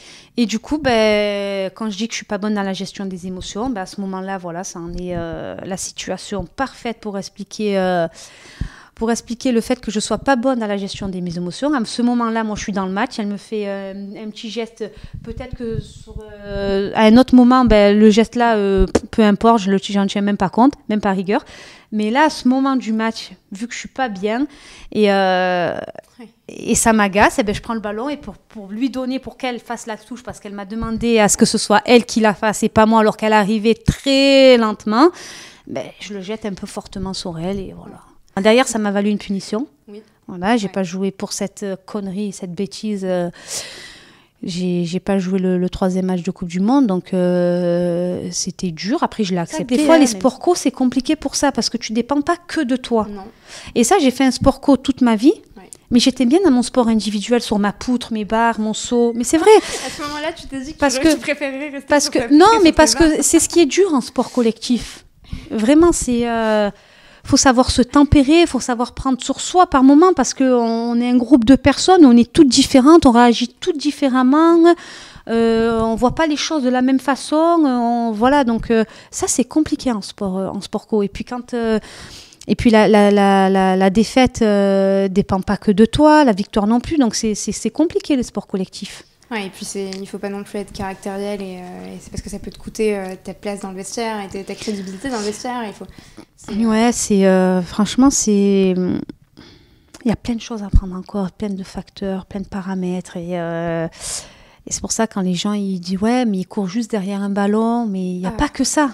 Il n'y a pas que ça. C'est tellement plus compliqué à comprendre que les gens qui sont derrière leur télé ne le comprennent pas forcément. Ça, c'est une de mes marottes, un de mes sujets préférés, c'est de répondre aux personnes qui disent mais de toute façon, le foot, c'est l'opium du peuple, et le foot, c'est que, généralement, ils disent c'est que 22 connards qui courent derrière un ballon. Ouais, mais on peut le dire pour tous les sports, parce qu'on parle du foot, parce que le foot, c'est le sport le plus populaire et le plus pratiqué dans le monde. Mais c'est pareil, on pourrait dire, ouais, il tape que dans une raquette, ou il doit juste mettre des paniers. Mais en fait, la vie d'un sportif de haut niveau... Ouais. Mais peut-être parce que justement, la vie d'un sportif de haut niveau, c'est pas que ça, quoi. C'est pas que courir derrière un ballon, ou c'est pas que taper dans une balle, ou Enfin, il y a plein d'autres choses, quoi. Non, et puis qui rentrent en jeu. Il faut une intelligence du jeu, il faut une compréhension du jeu, il faut aussi une compréhension de soi. Ouais, mais il faut... Ouais. Mais au-delà des capacités intrinsèques liées à ton sport, il y a toute une capacité mentale, psychologique à développer. Il y a vraiment plein de choses. Il y a tout. Quand on parle de performance de l'ombre, il y a plein de sacrifices. Donc, c'est compliqué. On pourrait en parler pendant des heures, mais seuls les sportifs de haut niveau peuvent le comprendre. Bien sûr. Et d'ailleurs, il y a un sujet qui est très sous-coté, c'est le sujet de la préparation mentale des sportifs, des sportives. Un vrai sujet. D'ailleurs, on en a parlé avec Solène Durand, son épisode sortira après le tien, mais de l'avant et après préparation mentale et ce que ça lui a apporté en tant que joueuse, en tant que personne, parce que les deux sont finalement quasi indissociables et c'est vraiment passionnant comme sujet. Et ouais, je voudrais aussi qu'on parle, au-delà de cette triste touche qui t'a coûté quand même un match, je voudrais qu'on parle de l'équipe de France, parce que on disait, Aimé Jacquet disait, jouer en équipe de France, ça n'arrive pas tous les jours. C'est un honneur quand c'est le premier match, quand c'est la première compétition, que ce soit un match amical ou une compétition internationale. On représente tout un peuple. Toi, en l'occurrence, tu représentes... je ne sais pas si tu as eu à faire ce choix, parce que finalement, l'équipe algérienne n'était pas nécessairement... Non, j'ai pas eu de choix à faire. T'as pas eu de choix à faire et tu voulais pas faire ce choix finalement? Non, la question s'est même pas posée en fait. C'est pas quelque chose qui m'a traversé l'esprit. Déjà pour moi, jouer au foot quand t'étais une femme, ça me venait pas non plus à l'idée. Moi, quand j'étais enfant, j'ai jamais dit que je voulais être joueuse de foot professionnelle. Donc en fait, j'ai jamais réalisé mes rêves en jouant au foot. Ça faisait pas partie de mes rêves, moi. Un jeune joueur, ça fait partie de ses rêves d'être joueur pro, de porter le maillot de l'équipe de France ou de sa sélection, quel que soit le pays, de jouer telle ou telle compétition. Moi, ça faisait pas partie de mes rêves de vie. Donc j'ai toujours pris ça avec beaucoup de recul. Pour moi, c'était normal. Ça a été un parcours de vie qui s'est fait naturellement et c'était quelque chose de normal pour moi. Ce que je trouve passionnant, c'est que la vision de joueuse, c'est de se dire que on permet aux gens, on donne envie aux gens de transformer leurs rêves en objectifs. Et je trouve ça encore plus frappant de voir des personnes qui... on en parlait avec Sarah Mbarek, qui nous disait ça n'existait pas d'être joueuse de foot quand j'ai commencé. Et je suis devenue joueuse de foot. Et même si ça n'existait pas, je me suis projetée, je me suis dit que j'allais un jour le devenir. Mais moi, pas du tout. Ouais. Pourtant, je regardais le match, j'étais fascinée par... j'en parlais au tout début de l'entretien de Zidane, mais jamais je me suis dit, moi aussi je veux faire ça, moi aussi je vais jouer, moi aussi je vais être professionnelle, et moi aussi je vais être en équipe de France. Donc peut-être c'est pour ça que j'avais ce recul-là, et que quand je perdais, je pleurais pas, ou ça me touchait, mais peut-être moins que d'autres, parce que ça faisait pas partie de mes rêves de vie. De toute façon, j'ai jamais rien rêvé dans ma vie. C'est vrai? Ouais, je me suis toujours laissée guider. Même, tu vois, les petites filles, elles rêvent toujours de se marier dans des robes de princesse. Ça non plus, j'en ai jamais rêvé. C'est des choses que pour moi, c'était un parcours de vie naturel, en fait. Je me posais pas toutes ces questions. Et le foot et mon parcours dans le foot, pareil, c'était quelque chose de normal. J'étais contente d'être là, mais j'avais jamais les étoiles dans les yeux parce que c'était pas mes rêves. Mais tu étais quand même très heureuse quand je voyais les images de... Ah oui, j'ai pris énormément de plaisir, j'ai été heureuse, j'ai ressenti des émotions énormes, mais peut-être que je le ressens différemment que quelqu'un d'autre qui, depuis 5 ans, rêve que de ça.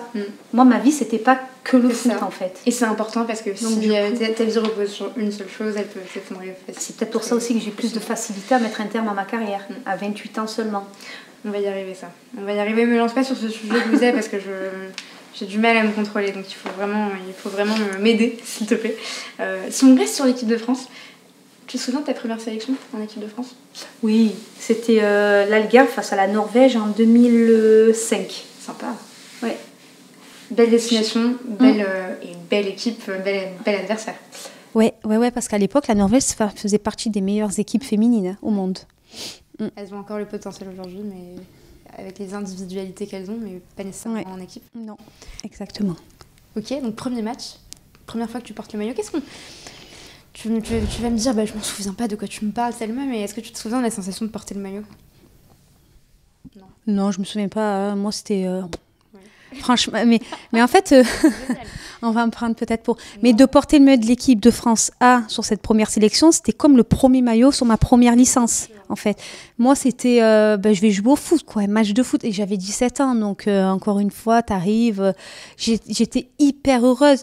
Mais c'était plus les gens autour de moi, même à Clairefontaine, toutes mes copines de ma génération, parce qu'à l'époque, j'étais que 19 ans, première année, et on a 3 ans en 19 ans.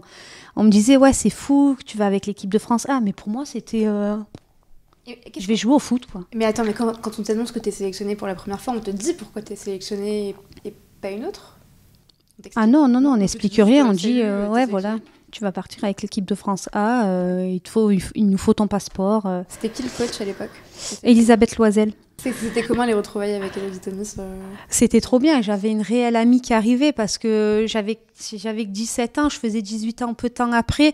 Et l'équipe de France A, c'était quand même de grandes joueuses que je connaissais pas forcément parce que, encore une fois, je regardais pas forcément les féminines. Mais c'était surtout que j'avais pas de connaissances finalement. Elles avaient 10 ans de plus que moi, donc de voir Elo arriver, même âge que moi, amie depuis des années, donc c'était rassurant en fait. Et j'allais te dire justement comment on est accueilli quand on arrive en équipe de France, qu'on a 17 ans et qu'on connaît personne. En fait, il y avait Sonia, Camille qui était à Clairefontaine, même si elles sont plus âgées que moi. Il y avait Ouda Lataf, elle a 10 ans de plus que moi, donc vraiment elle a joué le rôle de grande sœur. Et puis les anciennes étaient très sympas.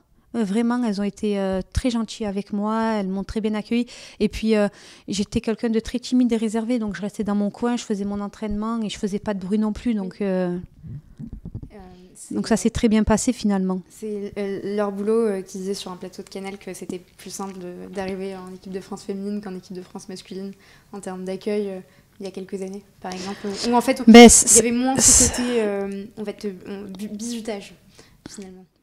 Ah oui, pour le bisoutage, non, je crois que j'en ai pas eu moi à faire. Je sais plus. T'as chanté une chanson ? Non, franchement, je me souviens plus. On n'a pas chanté, hein. On n'a rien eu à faire. Hein. Bon, après, on avait des rôles à tenir. Hein. On a eu des rôles à tenir. Quand tu es jeune, tu as plein de choses à faire que les grandes ne font pas, quoi, que les anciennes ne font pas. Mais on se pliait à l'exercice. Et il y a encore des... Moi, je vois encore à ma ménagerie ranger les plots et les ballons. Et... Ouais. Ça, c'est une question de... Ouais, mais aujourd'hui, c'est plutôt le staff qui le fait. Ouais. Ils ont tellement des staffs élargis que les joueuses ne font plus rien. C'est le staff qui met en place, c'est le staff qui range. Mais nous, à notre époque, c'était les jeunes qui s'en chargeaient, quoi. Et puis, on ne se posait pas de questions non plus. Pour nous, c'était quelque chose de normal. Et Amel Majri le fait encore. C'est toujours un très bon indicateur de valeur chez les gens. C'est comme quand tu ranges quelque chose en partant. Et c'est agréable quand même quand c'est le staff qui le fait. Hein. Bien sûr. Non, bien sûr. Non, je dis pas que toutes les joueuses doivent le faire. C'est agréable d'arriver sur un terrain de foot et de voir toute une séance déjà prête. Et puis toi, de rentrer faire tes étirements comme elles font aujourd'hui ou les soins et de voir le staff ranger. Est-ce qu'il y a des choses que tu aurais voulu avoir et que tu n'as pas eu, qu'elles ont aujourd'hui et que tu n'as pas eu quand tu jouais? Non, parce que moi, c'est une période de vie que j'ai beaucoup aimée. Et je suis très contente d'avoir fait partie de cette génération-là. Parce que j'ai adoré ma génération. On était... vraiment des personnes simples, gentilles, et surtout on avait une équipe de qualité, quoi, avec des profils bien différents et très complémentaires, et j'ai pris énormément de plaisir. Donc non, je suis très contente d'avoir fait partie de cette génération-là. Une équipe simple, une équipe de qualité, une des meilleures générations de l'équipe de France féminine, beaucoup de compétitions, pas de trophées. C'est ton plus grand regret dans ta carrière? C'est même pas un regret parce qu'encore une fois, je pense que c'était écrit, que c'était comme ça, que j'allais jouer en équipe de France pendant 15 ans et que j'allais pas gagner de trophée et que malgré tout, j'allais prendre énormément de plaisir et vivre des émotions folles. Après, forcément, j'aurais voulu gagner quelque chose avec l'équipe de France, surtout qu'on en avait les moyens et la qualité pour le faire. Et je pense par contre que l'un de mes pires matchs, c'est pour cette médaille de bronze aux Jeux Olympiques de Londres. Ouais. C'est vraiment cette médaille, on l'a méritée vraiment. Et c'est juste cette médaille-là où je me dis, ah quand même, celle-là, on nous l'a volée. C'était injuste? Non, c'est pas injuste parce qu'on ne l'a pas gagnée. Donc, elle le méritait plus que nous, hein, certainement, vu qu'elles l'ont gagnée. Non, c'est pas mériter plus que nous, c'est pas le mot. Parce que mériter, c'est nous qui la méritons, parce que c'est nous qui avons maîtrisé le match, c'est nous qui avons les occasions de but, c'est nous qui avons 26 tirs à 2.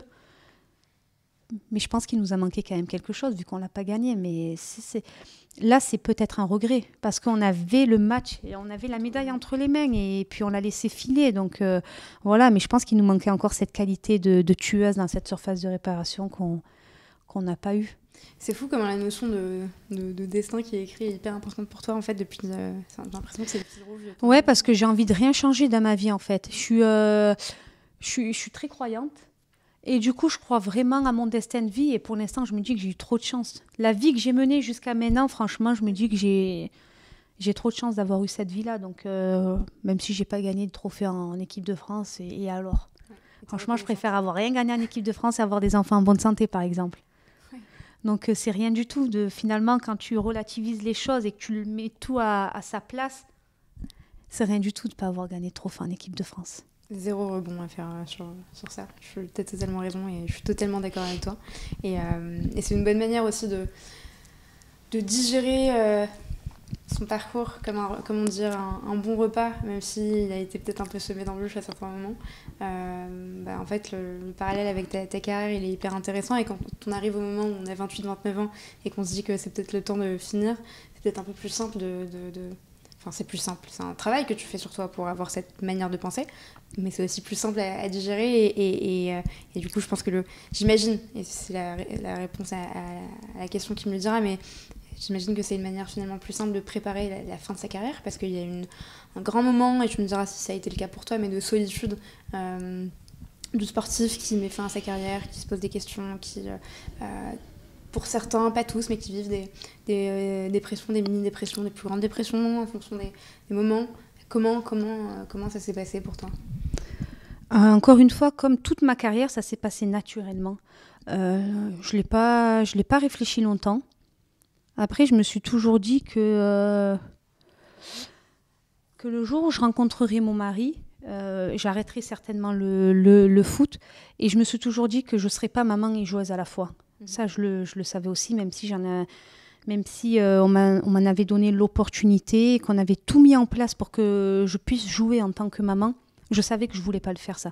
En fait, j'ai des principes de vie bien précis et je m'appuie vraiment sur ça. Et ça, c'est un de mes principes de vie. Je savais que j'allais être joueuse, que j'allais profiter de ma carrière un maximum et qu'après, quand ça s'arrêtait, là, j'allais reconstruire une deuxième vie, quoi. Ma vie de femme et de mère de famille. Donc, je n'ai pas réfléchi très longtemps. J'arrivais en fin de contrat en juin et ça faisait 2 ans que j'étais avec mon mari qui, lui, vivait en Espagne et moi en France. Donc, déjà, c'était compliqué. Et je ne suis pas trop pour ces relations longue distance. Ouais, quand on aime quelqu'un, on a envie de l'avoir près de soi tout le temps et de vraiment partager un maximum de choses. Et 2 ans, ça commençait à être long. Et je me suis dit, écoute, Louisa, t'arrives enfin en juin, plutôt que de renouveler, parce que ça faisait 6 mois que le président me demandait de venir renouveler mon contrat. Et moi, je ne voulais pas l'annoncer trop tôt, que dans ma tête, c'était fini, quoi. Donc, je les faisais patienter en disant, ouais, je viendrai, je réfléchis, tout ça. Mais pour moi, c'était décidé. C'était stop à la fin de mon contrat. Et le jour où je demande un rendez-vous avec le président, il pensait que c'était pour renouveler. Donc, j'arrive dans son bureau. Lui, il était tout content. Alors, on reprolonge pour combien et tout. Et je lui dis non, je ne suis pas venue pour ça. Et je lui annonce mon arrêt de carrière et il n'y croyait pas, en fait. Il ne s'attendait pas du tout à ça, mais moi, c'était décidé. Donc, il a essayé de me convaincre que mon mari pouvait venir en France jouer. Mais même s'il avait pu venir en France, moi, c'était décidé, quoi. Moi, j'arrêtais là. Et une fois qu'il a compris, il a accepté. C'est vrai que sur le moment de voir sa réaction, ça m'a fait mal parce qu'il était peiné, il était triste. Je ne sais plus si je l'avais dit certainement à Hello que j'allais arrêter en... Ouais, voilà. J'avais dit à mes plus proches, Hello, Sarah, la gardienne, celle vraiment pour qui j'avais beaucoup d'estime, Wendy. Sarah, elle fait partie de notre trio où on s'est suivis depuis qu'on a 15 ans. Wendy, c'est quelqu'un qu'on a découvert dès notre première année et qu'on a vraiment accroché, qui fait partie du coup, personnellement, et pour Hello, je sais aussi, de nos amis.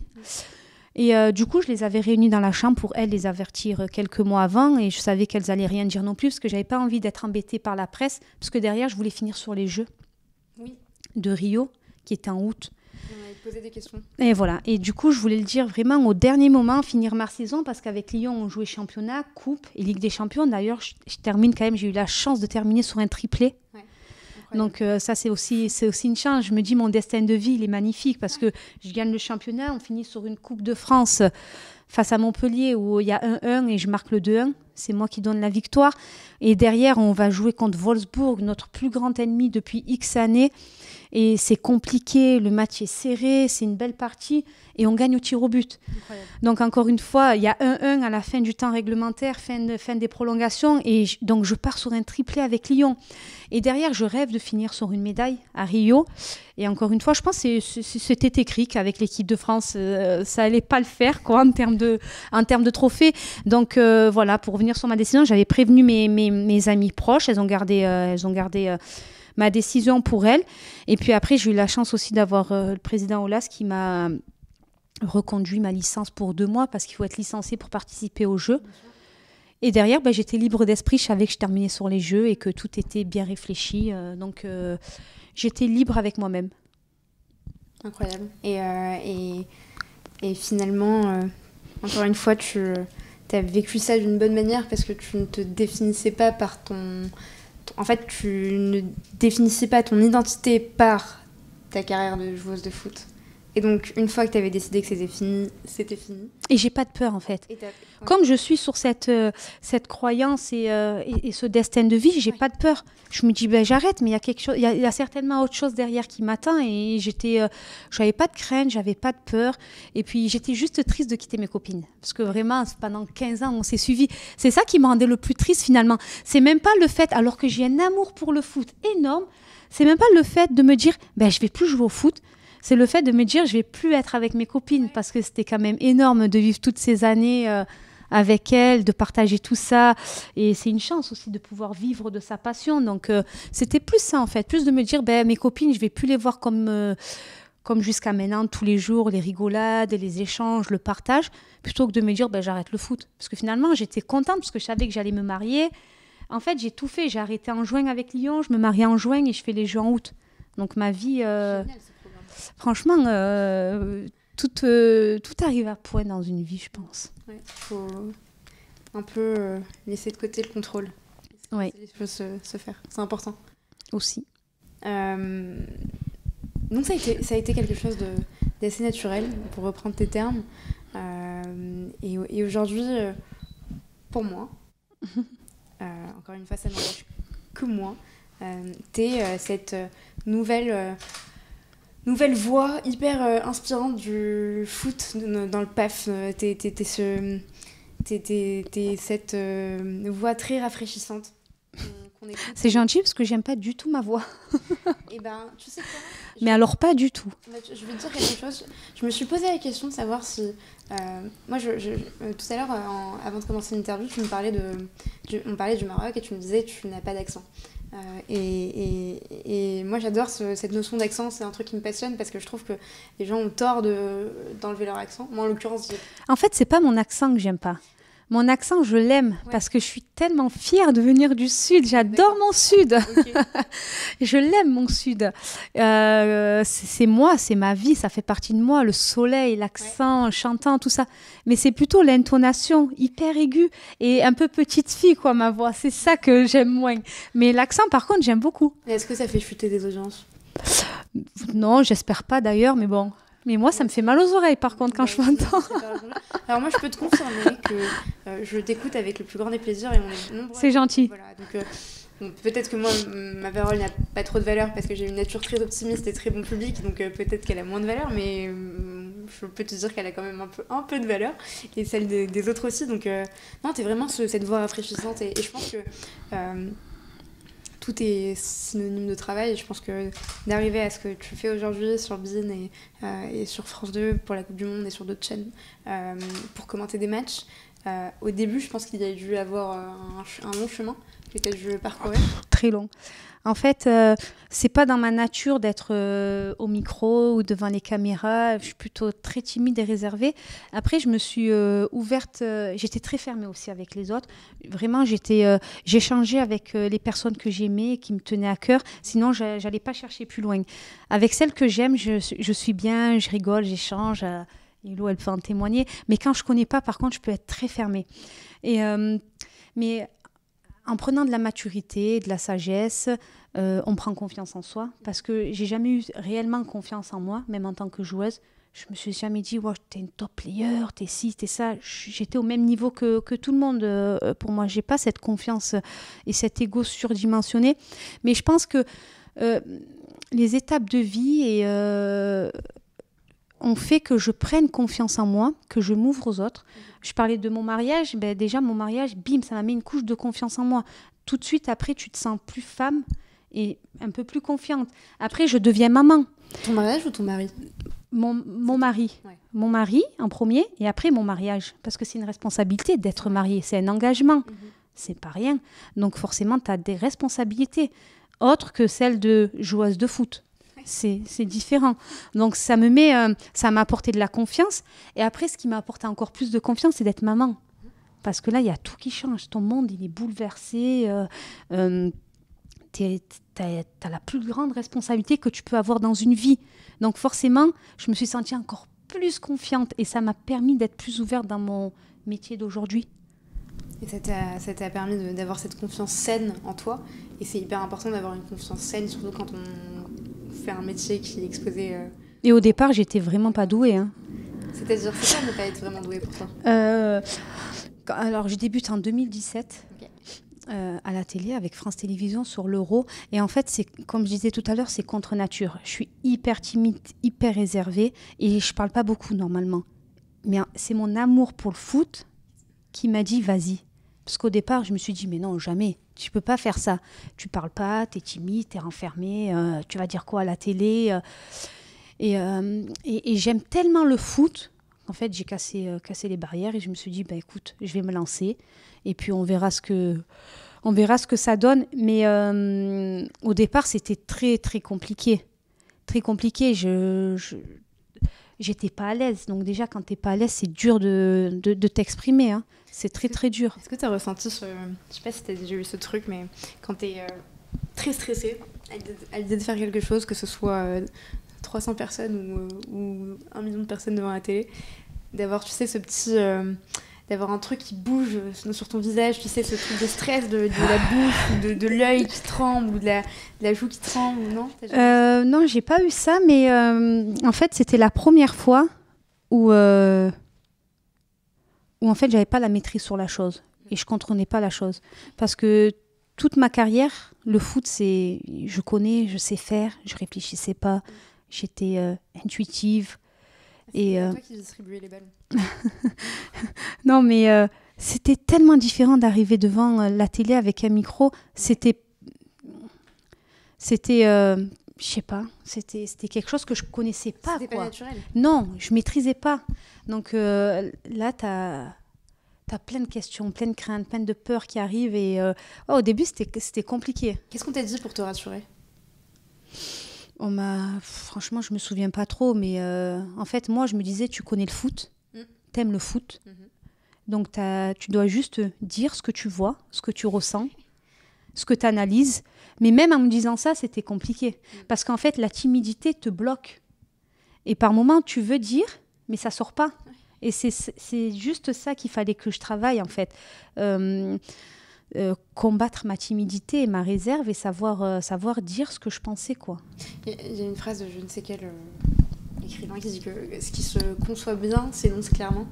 En gros, quand tu conçois bien les choses, c'est ça. L'énonciation est claire. Je vais exactement répéter sa phrase. Et c'est vrai que tout à l'heure, tu utilises beaucoup le terme naturel, évident, écrit. Et en fait, quand on t'écoute, on a l'impression de t'écouter commenter, et c'est un compliment, d'écouter commenter les matchs sur ton canapé. Mais tout en ayant l'aspect très pro. Tu vois ce que je sais pas si tu vois ce que je veux dire. Ouais, si. En fait, aujourd'hui, je suis vraiment très à l'aise. Très à l'aise dans le bon sens du terme. Et j'ai plus peur de ce que je vais dire. Même si par moments c'est très dur, je préfère parler du foot masculin et analyser et débriefer un match garçon plutôt que faire ça pour l'équipe de France parce que je connais certaines joueuses et j'ai peur de blesser. C'est dur de trouver ce juste milieu parce que j'ai été joueuse, je connais la difficulté quand on est sur le terrain. C'est très, très difficile de pouvoir analyser les choses comme on peut les analyser sur un canapé ou moi derrière mon micro avec un casque et avec de la hauteur. Et par moments, il faut que j'essaie en tout cas de trouver vraiment ce juste milieu, notamment quand je fais les filles, à savoir ça je peux le dire et ça je peux pas le dire. Parce qu'il y a plein d'autres choses que je voudrais dire. Mais comme je connais la difficulté de la chose, je me dis tu peux pas te permettre de le dire. Parce que toi, tu l'as vécu. Et tu sais que si elle n'a pas fait ça à ce moment-là, c'est parce qu'elle a cette difficulté-là que toi, tu n'as pas aujourd'hui en étant en haut dans les tribunes avec un micro. Donc, en fait, c'est vraiment un travail... c'est un travail d'analyse, même pour moi, et de réflexion, de savoir ce que je peux dire et ne pas dire. Tu as déjà reçu des messages de joueurs ou de joueuses qui te demandaient des explications? Joueur impossible parce que personne n'a mes coordonnées et je connais personne. Et du coup, c'est pour ça que c'est plus... Et pour ça, c'est pour ça que c'est plus simple pour moi de parler de foot masculin. Et de filles, non. Après, c'est certes, après, si elles m'écoutent, peut-être qu'il y en a qui vont être blessées, mais j'attaque jamais la personne. Je juge juste les compétences footballistiques et j'analyse une situation à l'instant T. Peut-être que sur cette fois-là, tu l'as mal fait, mais sur la fois d'après, tu le feras bien. Bien sûr. Et tu le notes. Moi, j'écoute tes commentaires et il y a des moments où effectivement, tu es exigeante. Enfin, exigeante, non, tu ne demandes rien. Tu notes quelque chose, tu constates quelque chose. Et donc le constat est exigeant, mais ensuite quand c'est fait correctement ou quand il y a quelque chose de positif qui est fait, tu le notes aussi. J'essaie d'être la plus juste possible dans sa globalité, parce que j'ai pas envie aussi de mentir à la personne qui regarde le match et qui est sur son canapé, justement, parce que moi des fois je regarde un match et j'entends des commentateurs je me dis c'est pas possible de dire ça. Tu vois, dans l'analyse, on peut pas tromper ou on peut pas mentir aux téléspectateurs. On n'est pas en radio. En radio, ils n'ont pas les images. Mais nous, on a les images. Et je dis nous parce que moi, quand je regarde un match de foot, j'ai les images. Et des fois, je suis pas en accord avec ce qui se dit à la télé. Et donc, du coup, j'essaie de pas mentir à la personne qui est derrière la télé. Si c'est pas beau, c'est pas beau. Si c'est d'un faible niveau, c'est d'un faible niveau. Si c'est très bien, c'est très bien aussi. Mais aujourd'hui, tout le monde est capable d'analyser un match et de savoir si ce qui est bien et pas bien. Et dans mes notes, j'avais écrit cultiver son authenticité et ne pas se dénaturer. Et c'est ce que tu fais avec brio. Et j'avais aussi écrit rencontre et évidence de ce binôme avec Vanessa Lemoigne. Comment tu as rencontré Vanessa Lemoigne? En fait, je sors de la Coupe du Monde 2019 qu'on a faite avec Hello sur TF1. Et du coup, ça a été une super expérience et tout. Donc, c'était ma deuxième expérience. Donc, c'est encore tout frais. J'apprends encore. Je ne suis pas encore à l'aise. Vraiment. Et TF1 c'est carré, c'est voilà quoi. Donc en commentaire sur le plateau. Enfin non, je suis en plateau, en avant-match, mi-temps et débrief.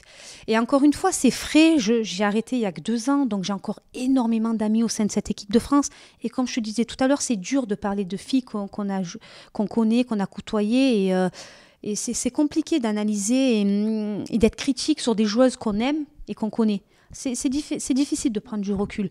Donc, c'était encore tout frais. Donc, vraiment, je sortais de cette expérience-là.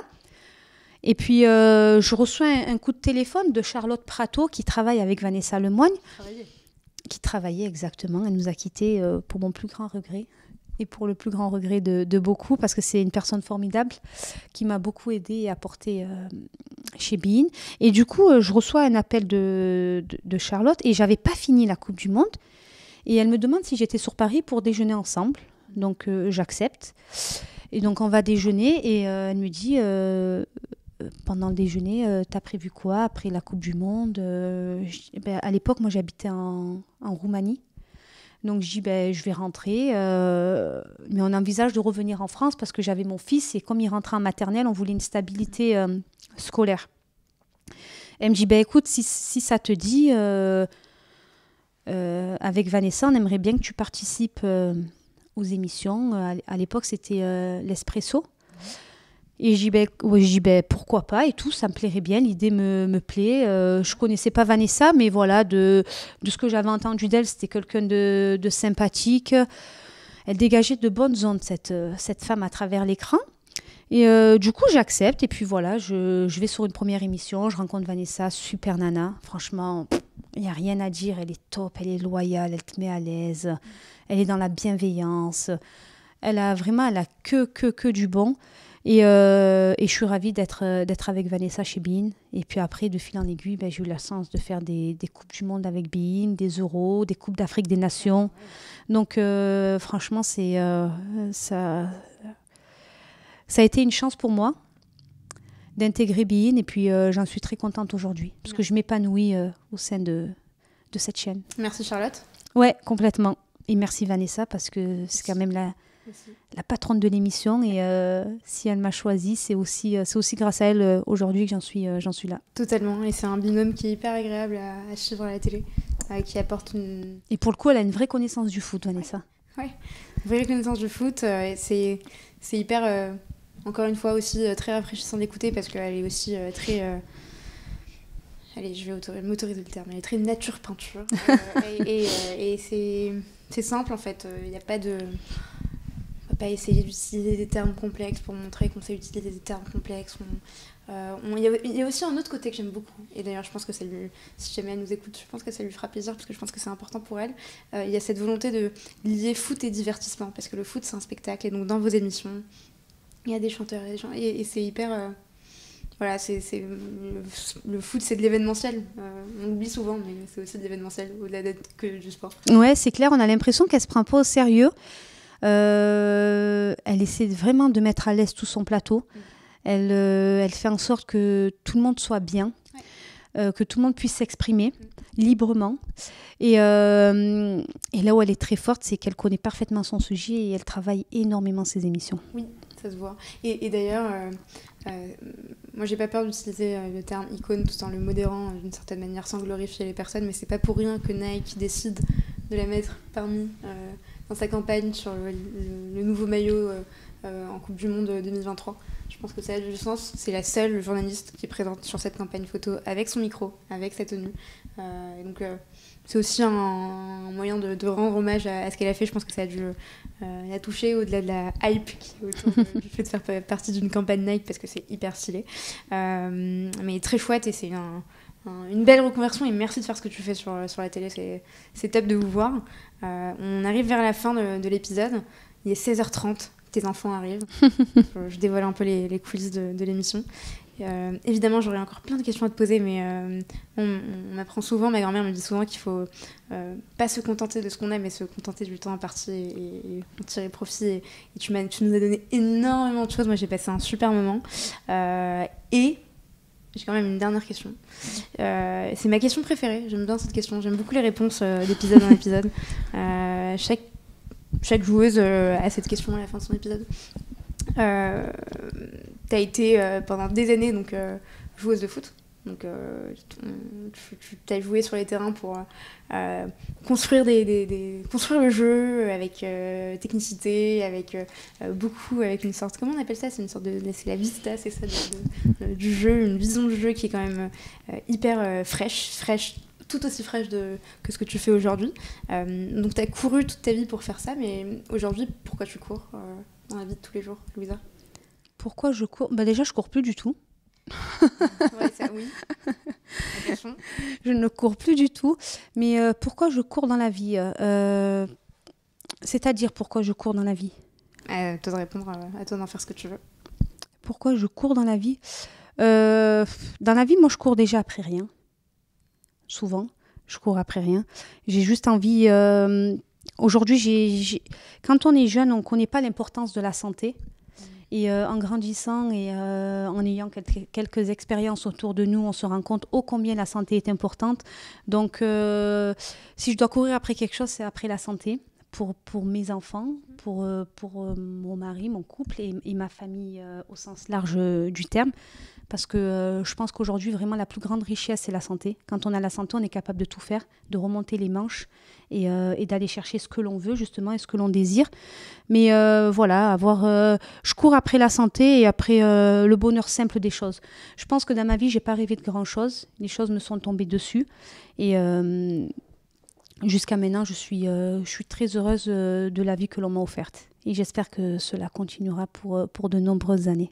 Je pense que ça va continuer, et d'ailleurs peut-être que le tracé de ton stylo va aller derrière un bureau dans un club de première ligue Arkema. Je vois qu'il y a quelqu'un qui te regarde à travers la fenêtre.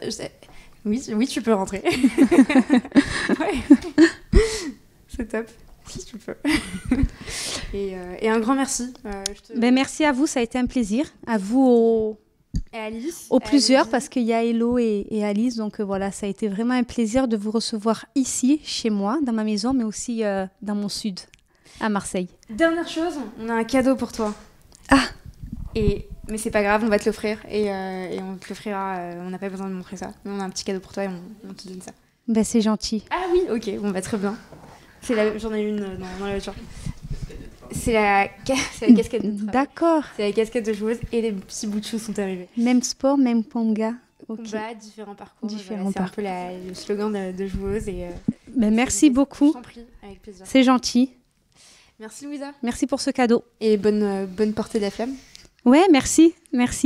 Ça va être super. Merci beaucoup. Au revoir. Salut les enfants. Coucou mes fils.